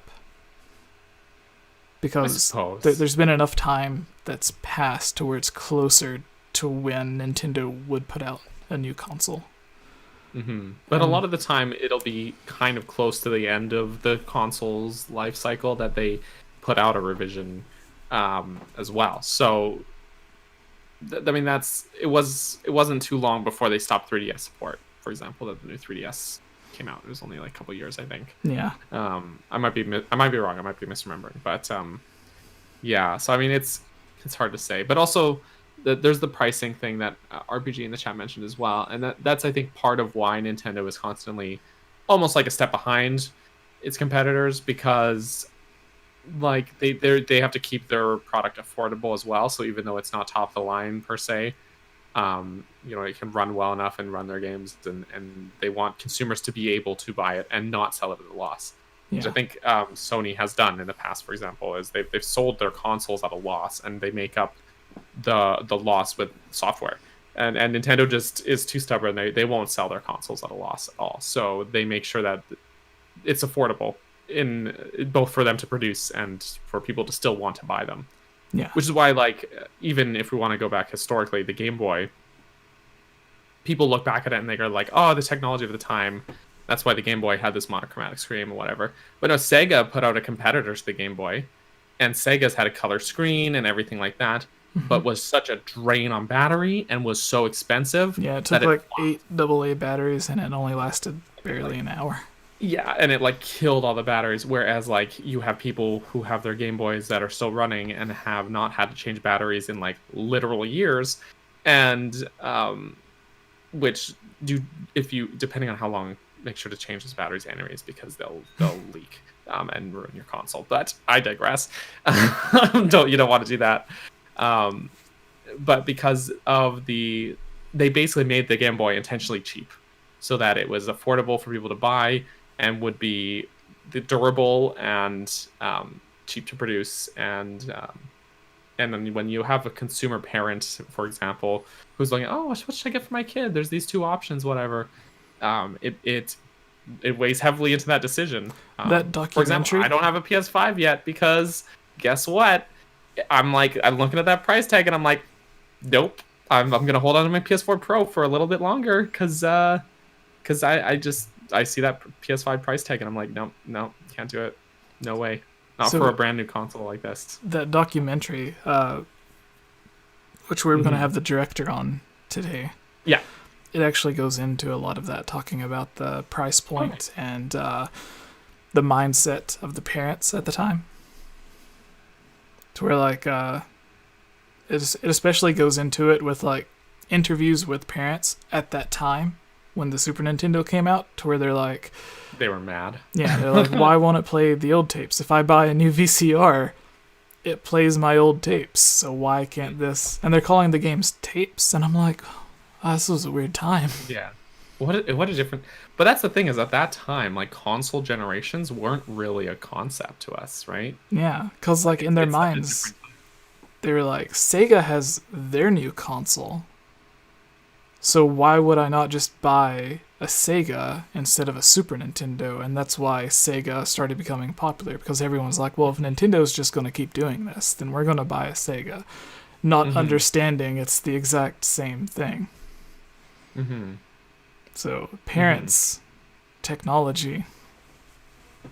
Yeah. The 80s. The 80s. It was a different time, literally. Was it?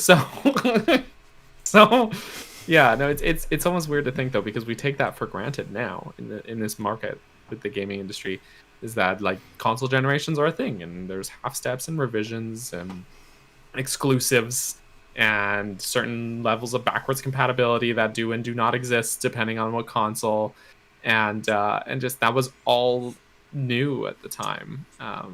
So it's kind of bizarre to think almost. Yeah. But yeah. So to wrap this up, because we've been talking about the Switch Pro for a bit, but what I would love to see is, following the other rumors, Breath of the Wild 2 being announced, looking way better than it should for the Switch, and then Nintendo, after showing off the trailer in a direct for Breath of the Wild 2, and everyone being like, could the Switch play that? Them being like, one more thing, and then showing off the Switch 2 or Switch Pro or whatever they decide to call it, the Switch U, as you would, or the Switch Advance, or the new the virtual Switch, the new Switch. If they call it Super the new Switch. Nintendo Switch, I will freaking riot. I will. That is like the my least favorite marketing. You did know tactic. Nintendo wanted to call A Link Between Worlds the new Legend of Zelda. I did know that, and I hate it, and I'm glad they didn't. I'm so glad. Like, it just, the thing is, like, putting new, it just, it doesn't, It doesn't. if you're actually talking about something that's new, then it just muddies the water and confuses it. Like, can you imagine when Mario Odyssey came out, and you're like, oh, have you played the new Super Mario game? And you're like, yeah, that came out like 10 years ago on my DS. Yeah, I've played. Like, I don't know, like, it muddies the water so much for people. And then it slaps, like, a date on it, and it's like, damn, this is new. And then 10 years go by, and you're like, so new Super Mario Bros. Is old. There's the It's an example. old game. The example that I actually had to explain when I was working at GameStop. The new Nintendo 3DS could play the old 3DS games. And the games with new in the title, like New Super Mario Bros., could play on the old 3DS. Yes. And the new 3DS. But games without new in the title, like Xenoblade, could only be played on the new 3DS, despite not having new in the title. Yeah. So that is just one predicament that Nintendo had. Yeah. And that's not even bringing up any of the U stuff for the Wii U.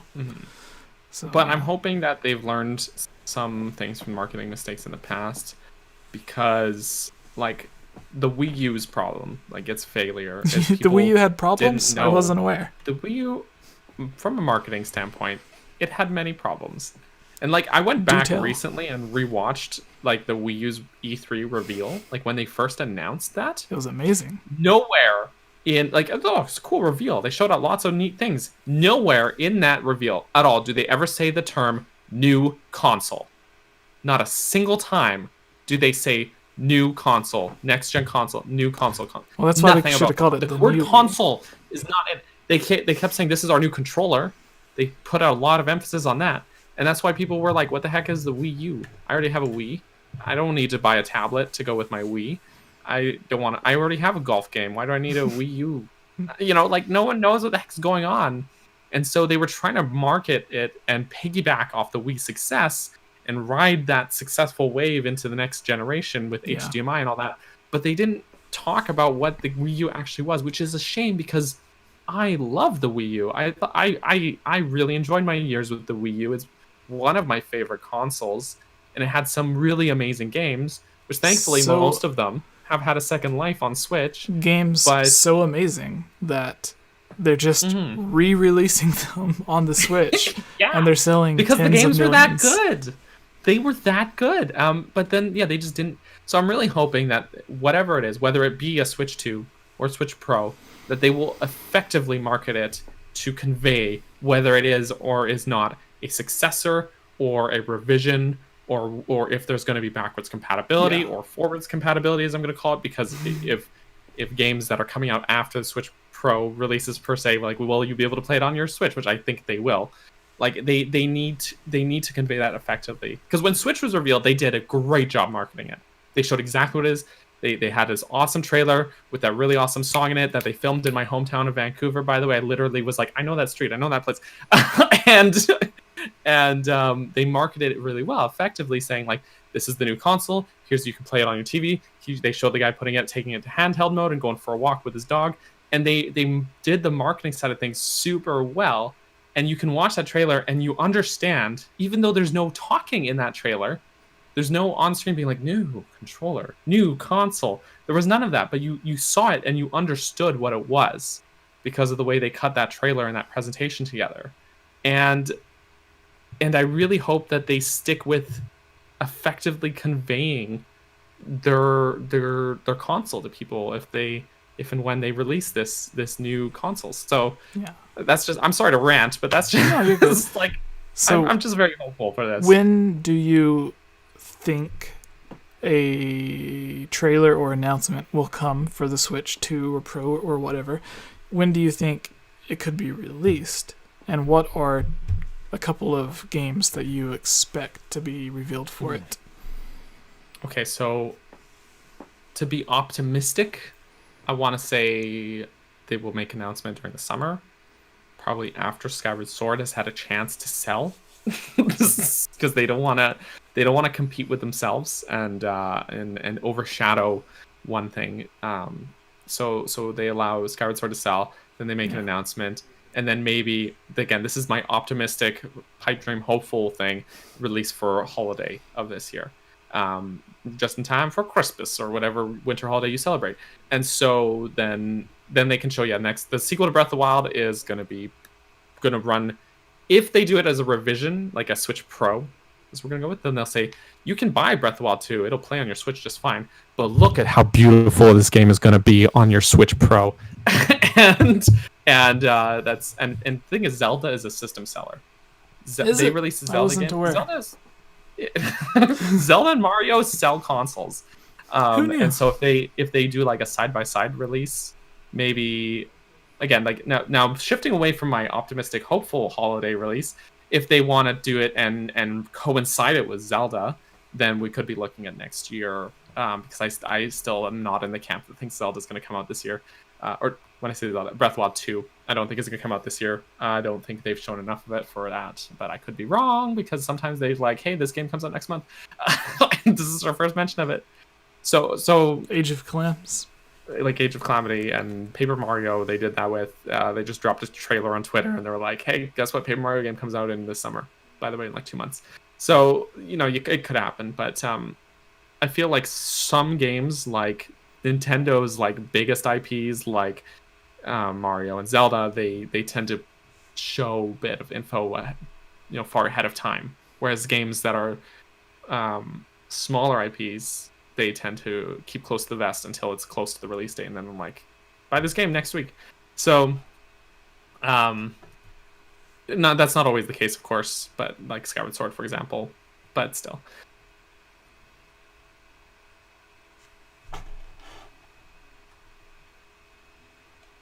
You left me behind. But yeah, there's always the chance they'll hold off and try and they'll try and dual release it with the Pro next year or something like that. Do you know what I mean? Mm-hmm.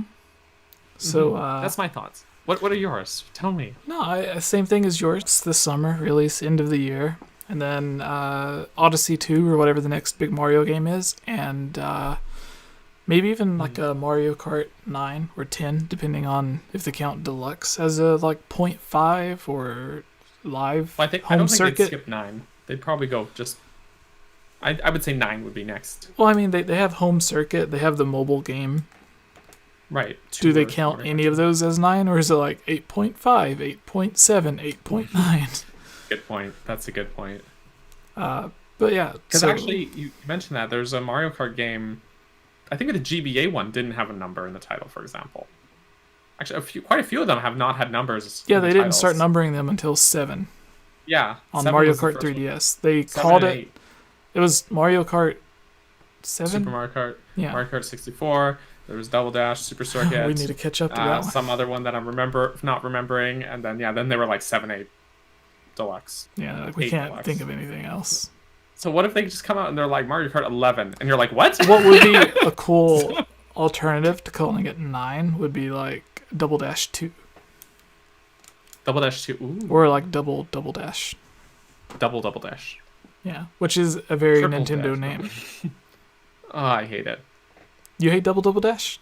I don't like it. That is the most original Nintendo name that I have ever thought of. The thing is, that's part of what I don't like about it. If you hate the title, then that makes it even more Nintendo. True. Like, very true. It's Super Mario Kart Double Dash U Advanced. This is true. But yeah, so what 2 games do you expect will be shown off? I think Toad they could Treasure show Tracker off 2. Mario and Zelda, but I don't think that they would release them too close to each other.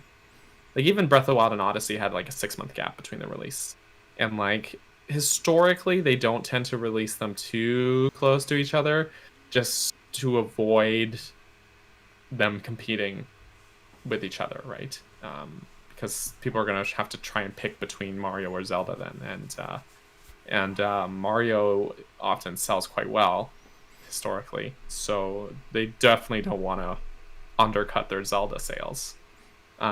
So hard to say. More Splatoon 3 I can definitely see them bringing in more info for that. They already gave a teaser trailer, but showing more gameplay or trailers for this Splatoon I could definitely see, because Nintendo right now, like their marketing, especially in Japan, you'll see what Nintendo considers to be their big 4 right now is Mario, Zelda, okay, no surprise there, and then Animal Crossing and Splatoon. That's what Nintendo right now considers to be their 4 big IPs. Despite the fact that people are going to be like, oh, really? Like those games? Whatever. No, Nintendo has the sales numbers to like back those ones, which hurts us Metroid fans. But yeah. But what can I say? So, yeah. I can see Splatoon. Mm-hmm. So, are we ready for the mailbag? Yes, let's. All right. Do you want to pick a name from the chat, or do you want to make them wait? Everyone, come up with your questions in the chat. Post them, all your questions, and then we will pick a winner from the questions. Sure. Does that work?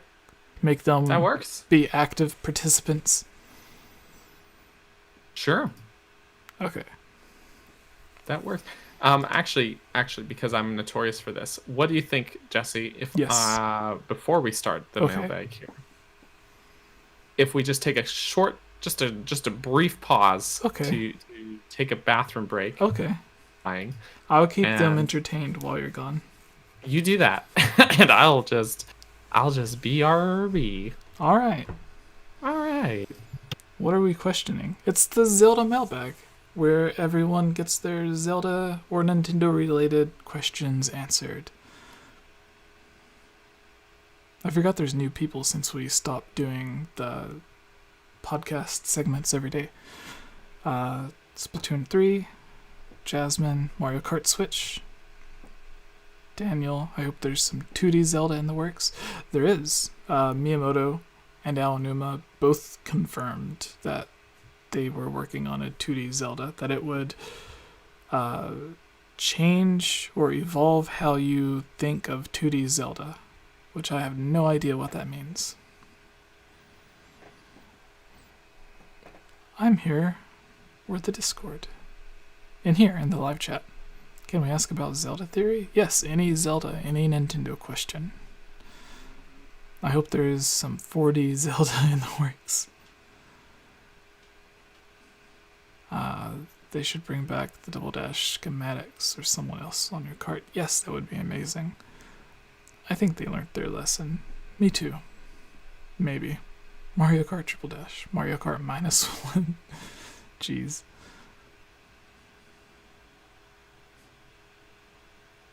Hello, Luke. Hello, Cliff.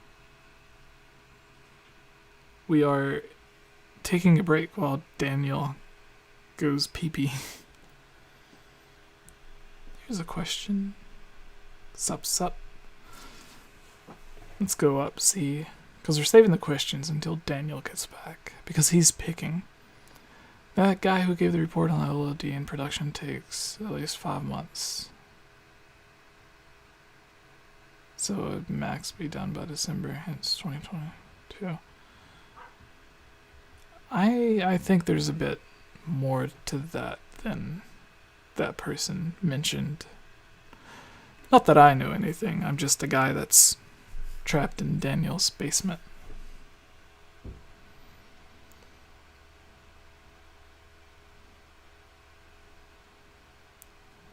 Jorge, Nintendo next few years. We didn't develop a next-gen console yet. Quick, skip a 2 next to a Switch and print it. That would work. Banana, hi. I wasn't talking about being in your basement, trapped, or anything. Oh. Shh, don't tell anyone about the basement thing. It's a secret. Yeah, so... It's a secret to everyone. Do you want to pick the first question? Okay. I'm gonna just breeze over the "Does Daniel have a soul?" question because. Oh, is that really a question?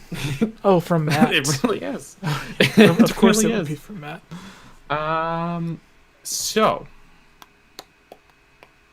Okay, this one comes from Mahan. I'm sorry if I'm pronouncing it wrong. I really do apologize. I try my best. Question: do you think there will be a Zelda Direct or a Nintendo Direct? I absolutely do. People were complaining in the last Direct. They're like, they didn't even talk about Zelda. We need Zelda 35. I really think they're going to, in like September, have a huge Zelda blowout. That's what I think. Like end of August, early September, they're just going to have this huge Nintendo 35th anniversary, big thing that's going to roll out from basically Skyward Sword being the start of it, and then it rolls out throughout the end of 2021 into early 2022. But that's just me. What do you think, Jesse? Well, first off, Hylian Luke says, shout out to that one time I paid $20 to Jesse to slap Daniel. That's a true story. And he almost didn't do it. He's like, I don't want to do it. And I was like, just do it. Just do it. Just do it. And it made such a resounding sound. So it had such a sound. But yeah, I think so I was told summer. Or not summer, but I was told like later on, whatever. But I think after Skyward Sword makes sense. Because I think it's too late. People have already complained about Skyward Sword enough to where if they came out and said Skyward Sword's only available until this day, then everyone would complain even more. And they don't want to overshadow it. So it's like the second to last, the video that Daniel did the audio for, right? Yes. I gave my idea on how Nintendo could structure all their Zelda releases. And basically waiting until Skyward Sword settles. So after midsummer, probably.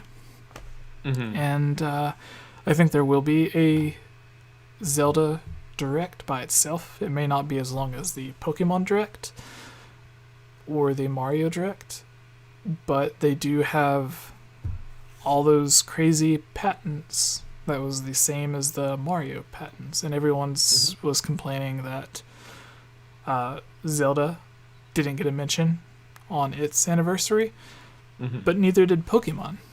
Or not Pokemon, but neither did Mario. Because Mario, the Direct, didn't happen. Nintendo didn't say Happy Birthday Mario or anything on the day that it was Mario's anniversary. It was later on. So, yeah, I think... Yeah. And also, that's a good point, too, is that the Mario stuff is still going on. They're still technically in the Mario 35 celebration event sort of thing. Because we just had Mario Golf and the Mario-themed Animal Crossing stuff. Yeah. And they said they're like... And then March is going to end and they're going to murder Mario. It's going to be a public execution. So, or that's how people are making it out to me, at least. Nintendo's just going to post the screenshot of Sephiroth stabbing through Mario. Oh, no!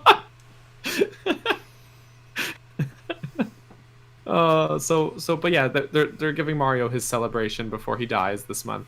And so they're not going to overshadow that with Zelda. They don't want to compete with themselves. So I feel like... they don't even like competing with about other people.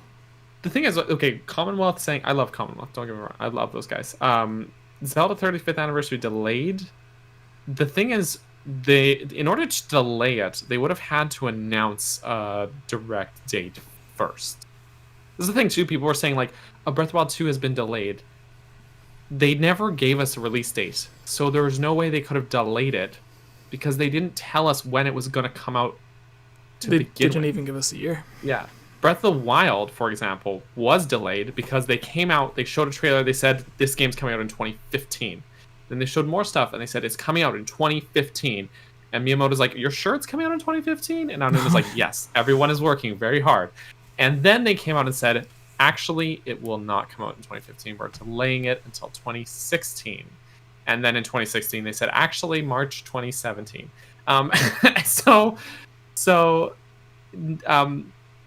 Nothing is delayed until they give us... Like, you can't delay something unless there's a date for it first. Do you know what I mean? So I would disagree with that statement. I give my love to Commonwealth, but I would say Conrad's they have great, not delayed anything because they never said when it was going to happen to begin with. So... He invited us to his loft when we were in LA. For E3 the first time. And then the place that they were staying. And then the second time, they all drug us out to the restaurant. That was a really fun time. It was a very fun time. That I only wish could have lasted longer. Yeah. And then I was very awkward later that week in front of Zeltic. Yeah, it was like I'll never forget that moment. It was all the Chamber of Sages people except HMK.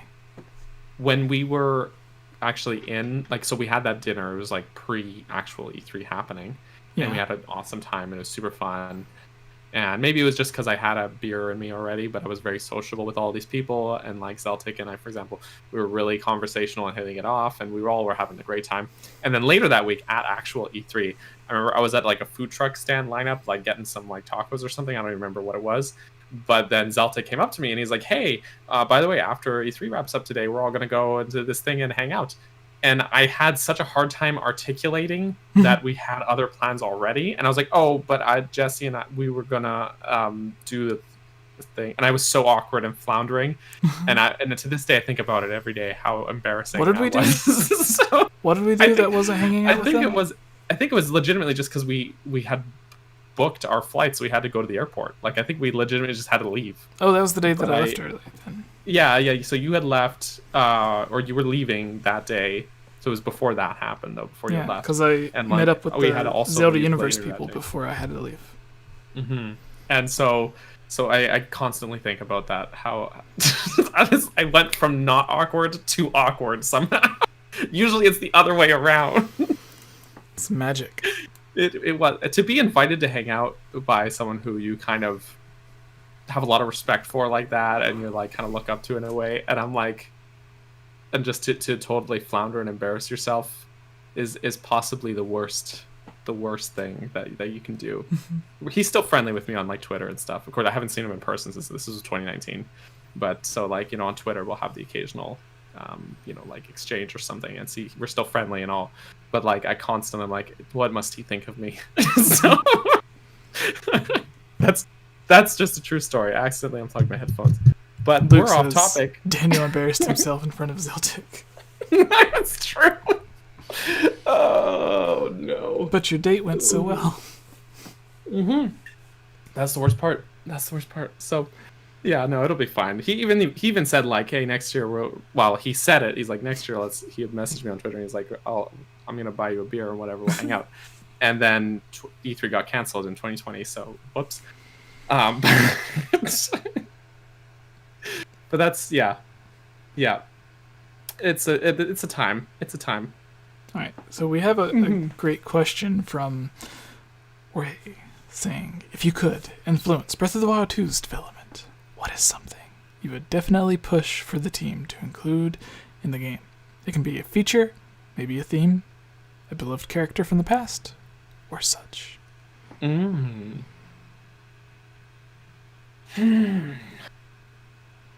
Hookshot. They had a working hookshot ready for Breath of the Wild, and what was it, in interviews they described it as like being like Spider-Man and being awesome, but they cut it out because it was too game breaking. It ruined climbing essentially. But I really think that having a hookshot that is very situational, like has been in classic games. So you can't just stick to any surface, but anything like in like Ocarina of Time, Majora's Mask, for example, anything like wooden you can stick to. So in like Gerudo Fortress, there's like wooden beams on the ceiling you can hookshot to. The hookshot targets, of course, or like vine walls, or like treasure chests. So, anything like wooden, the hookshot can stick to. But like rock face, no. I feel like that wouldn't be too game breaking.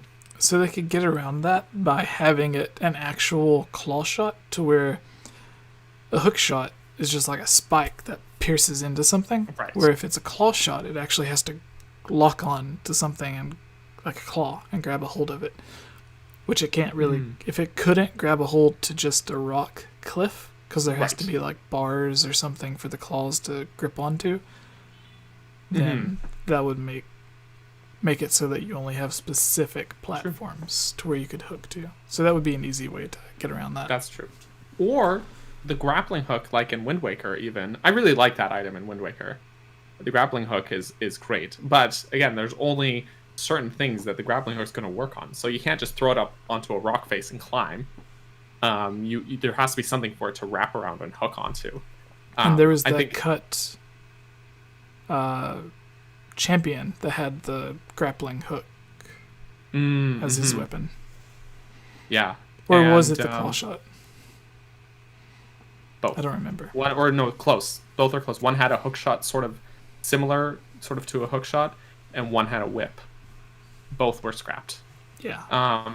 But yeah, it could be really cool. Luke said it in the chat. I didn't say underwater exploration only because I am almost certain it's already like a locked in sure thing for the game. So that's why I didn't mention it at all. But I think that's already gonna happen. But hookshot, I don't see them doing it, but I would really love it because it's my favorite like Zelda thing. So hookshot is always great. And just even if you make it super situational, or if you have like Wind Waker's grappling hook, make it so when you're climbing it still uses stamina. Like, because then it's maybe it'll make certain climbing situations easier if you can get it to work properly, or you get it in the right situation, but you still have that limitation that that you can't just like spam it and like make your way around everywhere.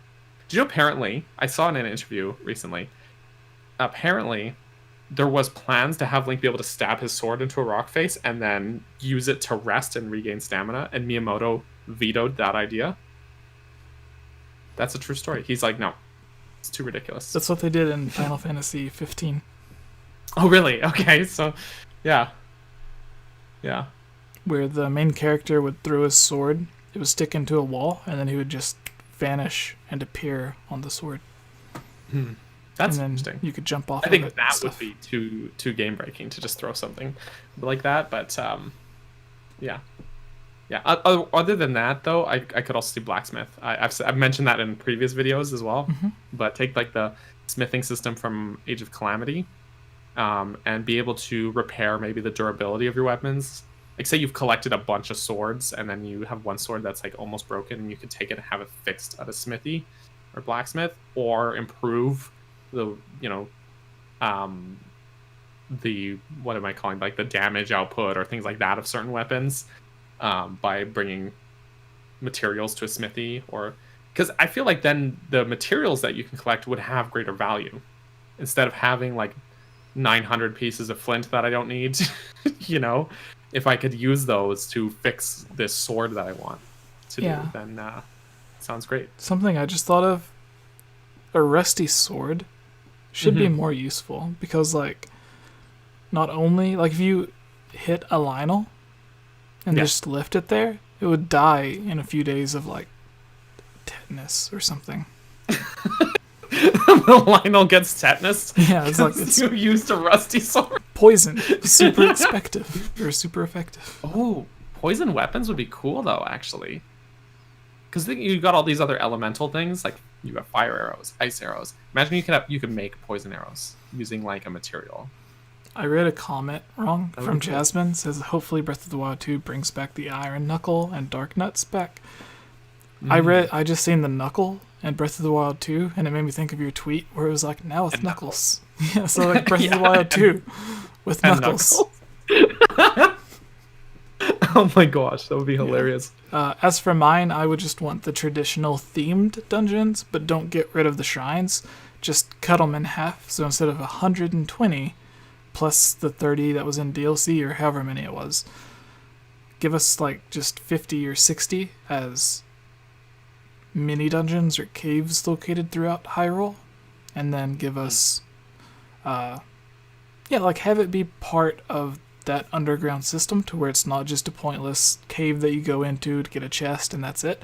Have it to where like if you beat the little mini dungeon cave area and get the chest or solve the puzzle, then the door opens up that connects it to the underground system. So then you have a reason to go back in through all of these different caves. To where like in Twilight Princess, it's just like you only needed to go into them one time. That's a good point. Yeah. And then just the traditional dungeons as the rest. So take like 10 shrine mini dungeons and just put those puzzles together as an actual dungeon. That's a good point. Yeah. And then that would be mine. Do you have the final question from the chat? Let's have a look here. I was looking at a few of them here. Also joking about Knuckles in the game. He already glides, so like with the paraglider, but on his own. So there's a thought. Okay, here's one. Shimo asks, do you think Ganondorf will have a deep or complex backstory in Breath of the Wild 2? Do you think he will possibly have a good side? You know what I'm going to say about that. Maybe he's trying to escape Demai's curse that torments him, but in the end he can't. So I really dislike the good Ganondorf theory, because Ganondorf is not cursed by Demise. Link is. Ganondorf is the product of that curse. So if you look at the dialogue of it, Ganondorf is not afflicted by this curse. He's the incarnation of hatred itself. So he cannot be freed from this curse. Also, what's to say he's even cognitive of it in any way? There's no indication that these characters are even aware that they're being impacted by this curse. Yeah, except but Ganondorf, it's like Ganondorf is the symptom of the curse. He's like the cough that comes with this curse. So you can't cure him of it, because he is the byproduct of the curse, right? So I think he'll have a backstory. I think it'll be really cool to see, especially if he's a new Ganondorf and not just like a Twilight Princess or Wind Waker or like another Ganondorf we've seen before. I think it would be cool if he's a new incarnation of Ganondorf that had come up at some point through history and he has a cool backstory. I would love it, but I definitely do not at all buy into the good Ganondorf theory because it actually doesn't make sense in the context of the curse. And again, there's no indication that he is cognitive of the curse or that he's aware of it, so there's no reason for him to try to escape the curse because he, like, what's to say he's aware of it? You can't even escape something you don't know about, right? So yeah, like, let's say, like, because he from his standpoint, he's doing what he thinks is the right thing in his own twisted way. He's not like, I'm an evil guy, haha. He's like, I'm gonna conquer Hyrule because I think that I'm the right dude for it, and he's a bad dude, but he's not like he's not looking at a point of like, I'm doing this because I'm evil, because everybody is the hero of their own story, right? So he had the whole speech in Wind Waker where he was acting as if he was the good guy. Yeah, I mean, he might very well believe that he's the good guy. He's the Thanos. Even though, like, his whole thing in Wind Waker was like, oh, well, I grew up in the desert and it was a bad life, and I wanted to, you know, we envied the green grass of Hyrule. And then, of course, in that timeline, of course, he did win. He did conquer Hyrule. But what happened? He didn't bring the Gerudo into Hyrule or like make a better life for them or anything. He left them behind in the desert, built himself a floating castle that's floating over. They couldn't even lava. visit if they wanted. They couldn't. The bridge was broken. They couldn't even get across to Hyrule anyways. So it's like, I don't think maybe he had that good intention to start with, but power corrupts, right? So but anyway, so I think to the whole, like, is there going to be a good Ganondorf? Did he have his backstory where he was good and turned evil? Like, I don't think the original I just Ocarina don't of buy into Time it. was like that. That he was. Oh, they had plans for it where he would change over time. Yeah, that's the original Ocarina of Time, where like he would seem like the good guy, and then throughout the game, the big twist would be that Ganondorf, surprise, was Ganon. Who would have thought? Who would have thought with that name? And then they just took out all of his story and was like, no, he's just a bad guy from the beginning. But yeah, that's the thing too, is like, he's a super bad dude in that game, even from the very start. He curses your tree dad. Right, the first time you see him face to face, where you're not through the window, when he's not like trying to play it up that he's good with the king, where you actually encounter him outside of Castletown, he like literally shoots an energy blast at a little kid, right? Like, Link is a child. He literally attacks a child, and then he tries to extort the Gorons by starving them to death, right? And then he tries to commit genocide and feed all the Gorons to a dragon. He freezes over Zora's domain.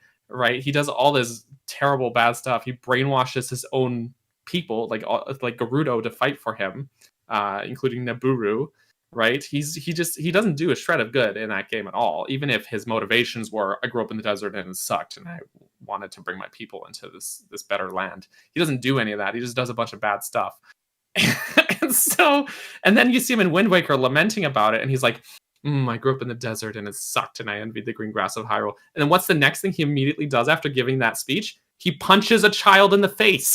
He attacks 2 more children. Like, he's not a good dude by any stretch.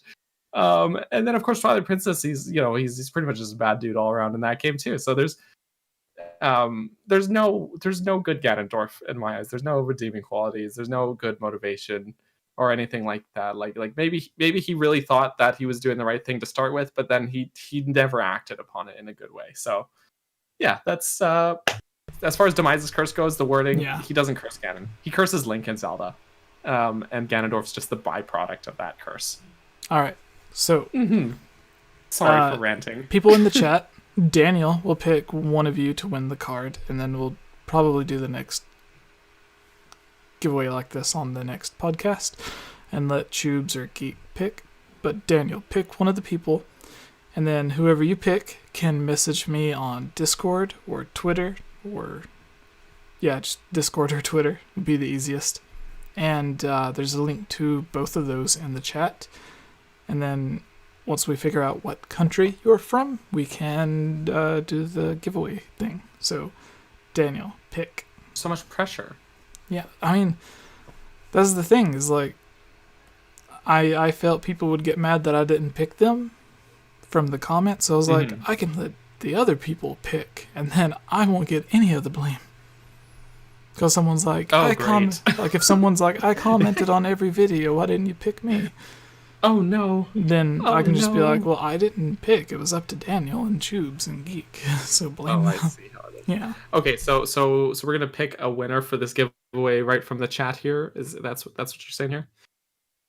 Okay. Do you want me to pick right now? Right now? Okay.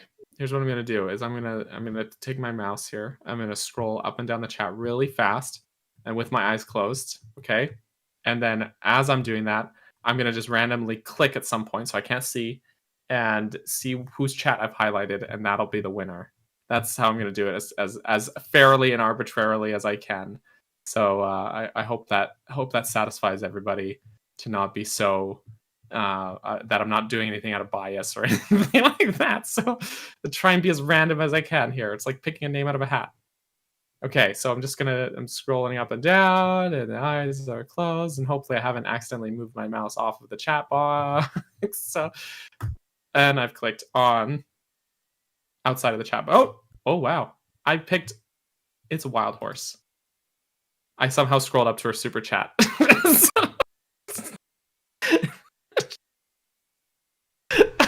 I scrolled up quite far apparently. What do you think about that, Jesse? So, the super. I almost feel like the super because the super chat's big in the thing, so I almost feel like it was. Do you want to repick? I feel bad because like. Okay. Because then that would just be like us just giving back her super chat. That is exactly what. And it then would be like, I guess, so. We would both end up losing money because tax maybe for the thing, and then YouTube takes part of her super chat. Yeah, you have a point there. Okay, all right, we'll redraw this. Second try. Hopefully, I won't scroll up accidentally too far up here. Let's see. I'll just close my eyes here. You can see me doing this in real time here, and scrolling up and down, just tickling my little mouse thingy here. And I've clicked, and it's Jorge. Well, in that case, send us a message, Jorge. And yeah, Daniel, where can people find you? Where can people find me? Yeah.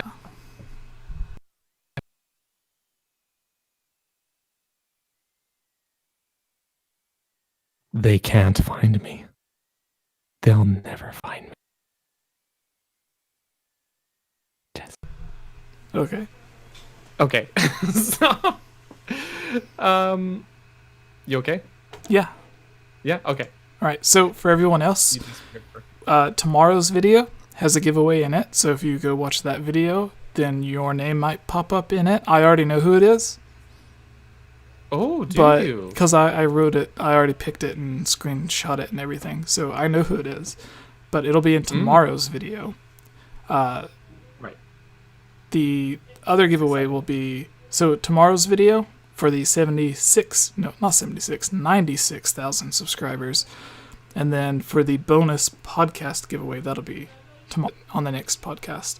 And that'll be picked from someone in our Discord, not necessarily the live chat. So, yeah. Comment a Zelda question in the Zelda mailbag of our Discord to be entered into that. But where can people find you, Daniel? If they so choose, you can find me on all social medias, Twitter, Instagram, Twitch, and of course YouTube. Most importantly, Twitch and YouTube. Capt Burgerson, that's CAPTBURGERSON. And I do the old videos. I've been trying to go do weekly videos. It's going pretty well. So if you like Zelda videos, lately I've been doing some good ones, sort of retrospective type dungeon design analysis videos for Ocarina of Time. So give those a go. I also have a collab coming up video that I've started the pre-production and writing and video recording it for as well. So maybe look forward to that. I'm not going to say who or what it is, but it's going to be very fun. And then of course I've been streaming lately on Twitch. We just finished our playthrough of Mario 3D World, but on Wednesday, which is Mario Day, going to continue on the Bowser's Fury side of things, and then of course, we stream Zelda too, so that's always fun. So yeah, so that's who I am. That's where you can find me and all that good stuff. All right. All of my stuff is at 𝐵𝐴𝐸𝐺𝐵, so Twitter, YouTube, everything. In the chat, someone says, I don't have a Discord. Oh, well.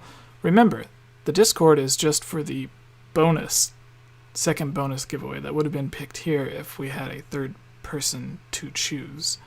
But since the third person isn't here, Geek or Tubes will pick on the next podcast. But tomorrow is a separate giveaway. That will be in tomorrow's video, or whenever I get that video finished. So yeah. But anyways, thank you all for watching. Daniel, despite us not being able to do the podcast that we originally planned, you guys can look for that next week when we'll have the director on, hopefully. And then, yeah. Thank you all for watching. There was up to 80 something at one point watching live, so thank you for that. Thank you, Cliff and Luke and everyone that was here earlier. And yeah, have a great day, everyone, and we'll talk to you later. Bye. Bye, everyone.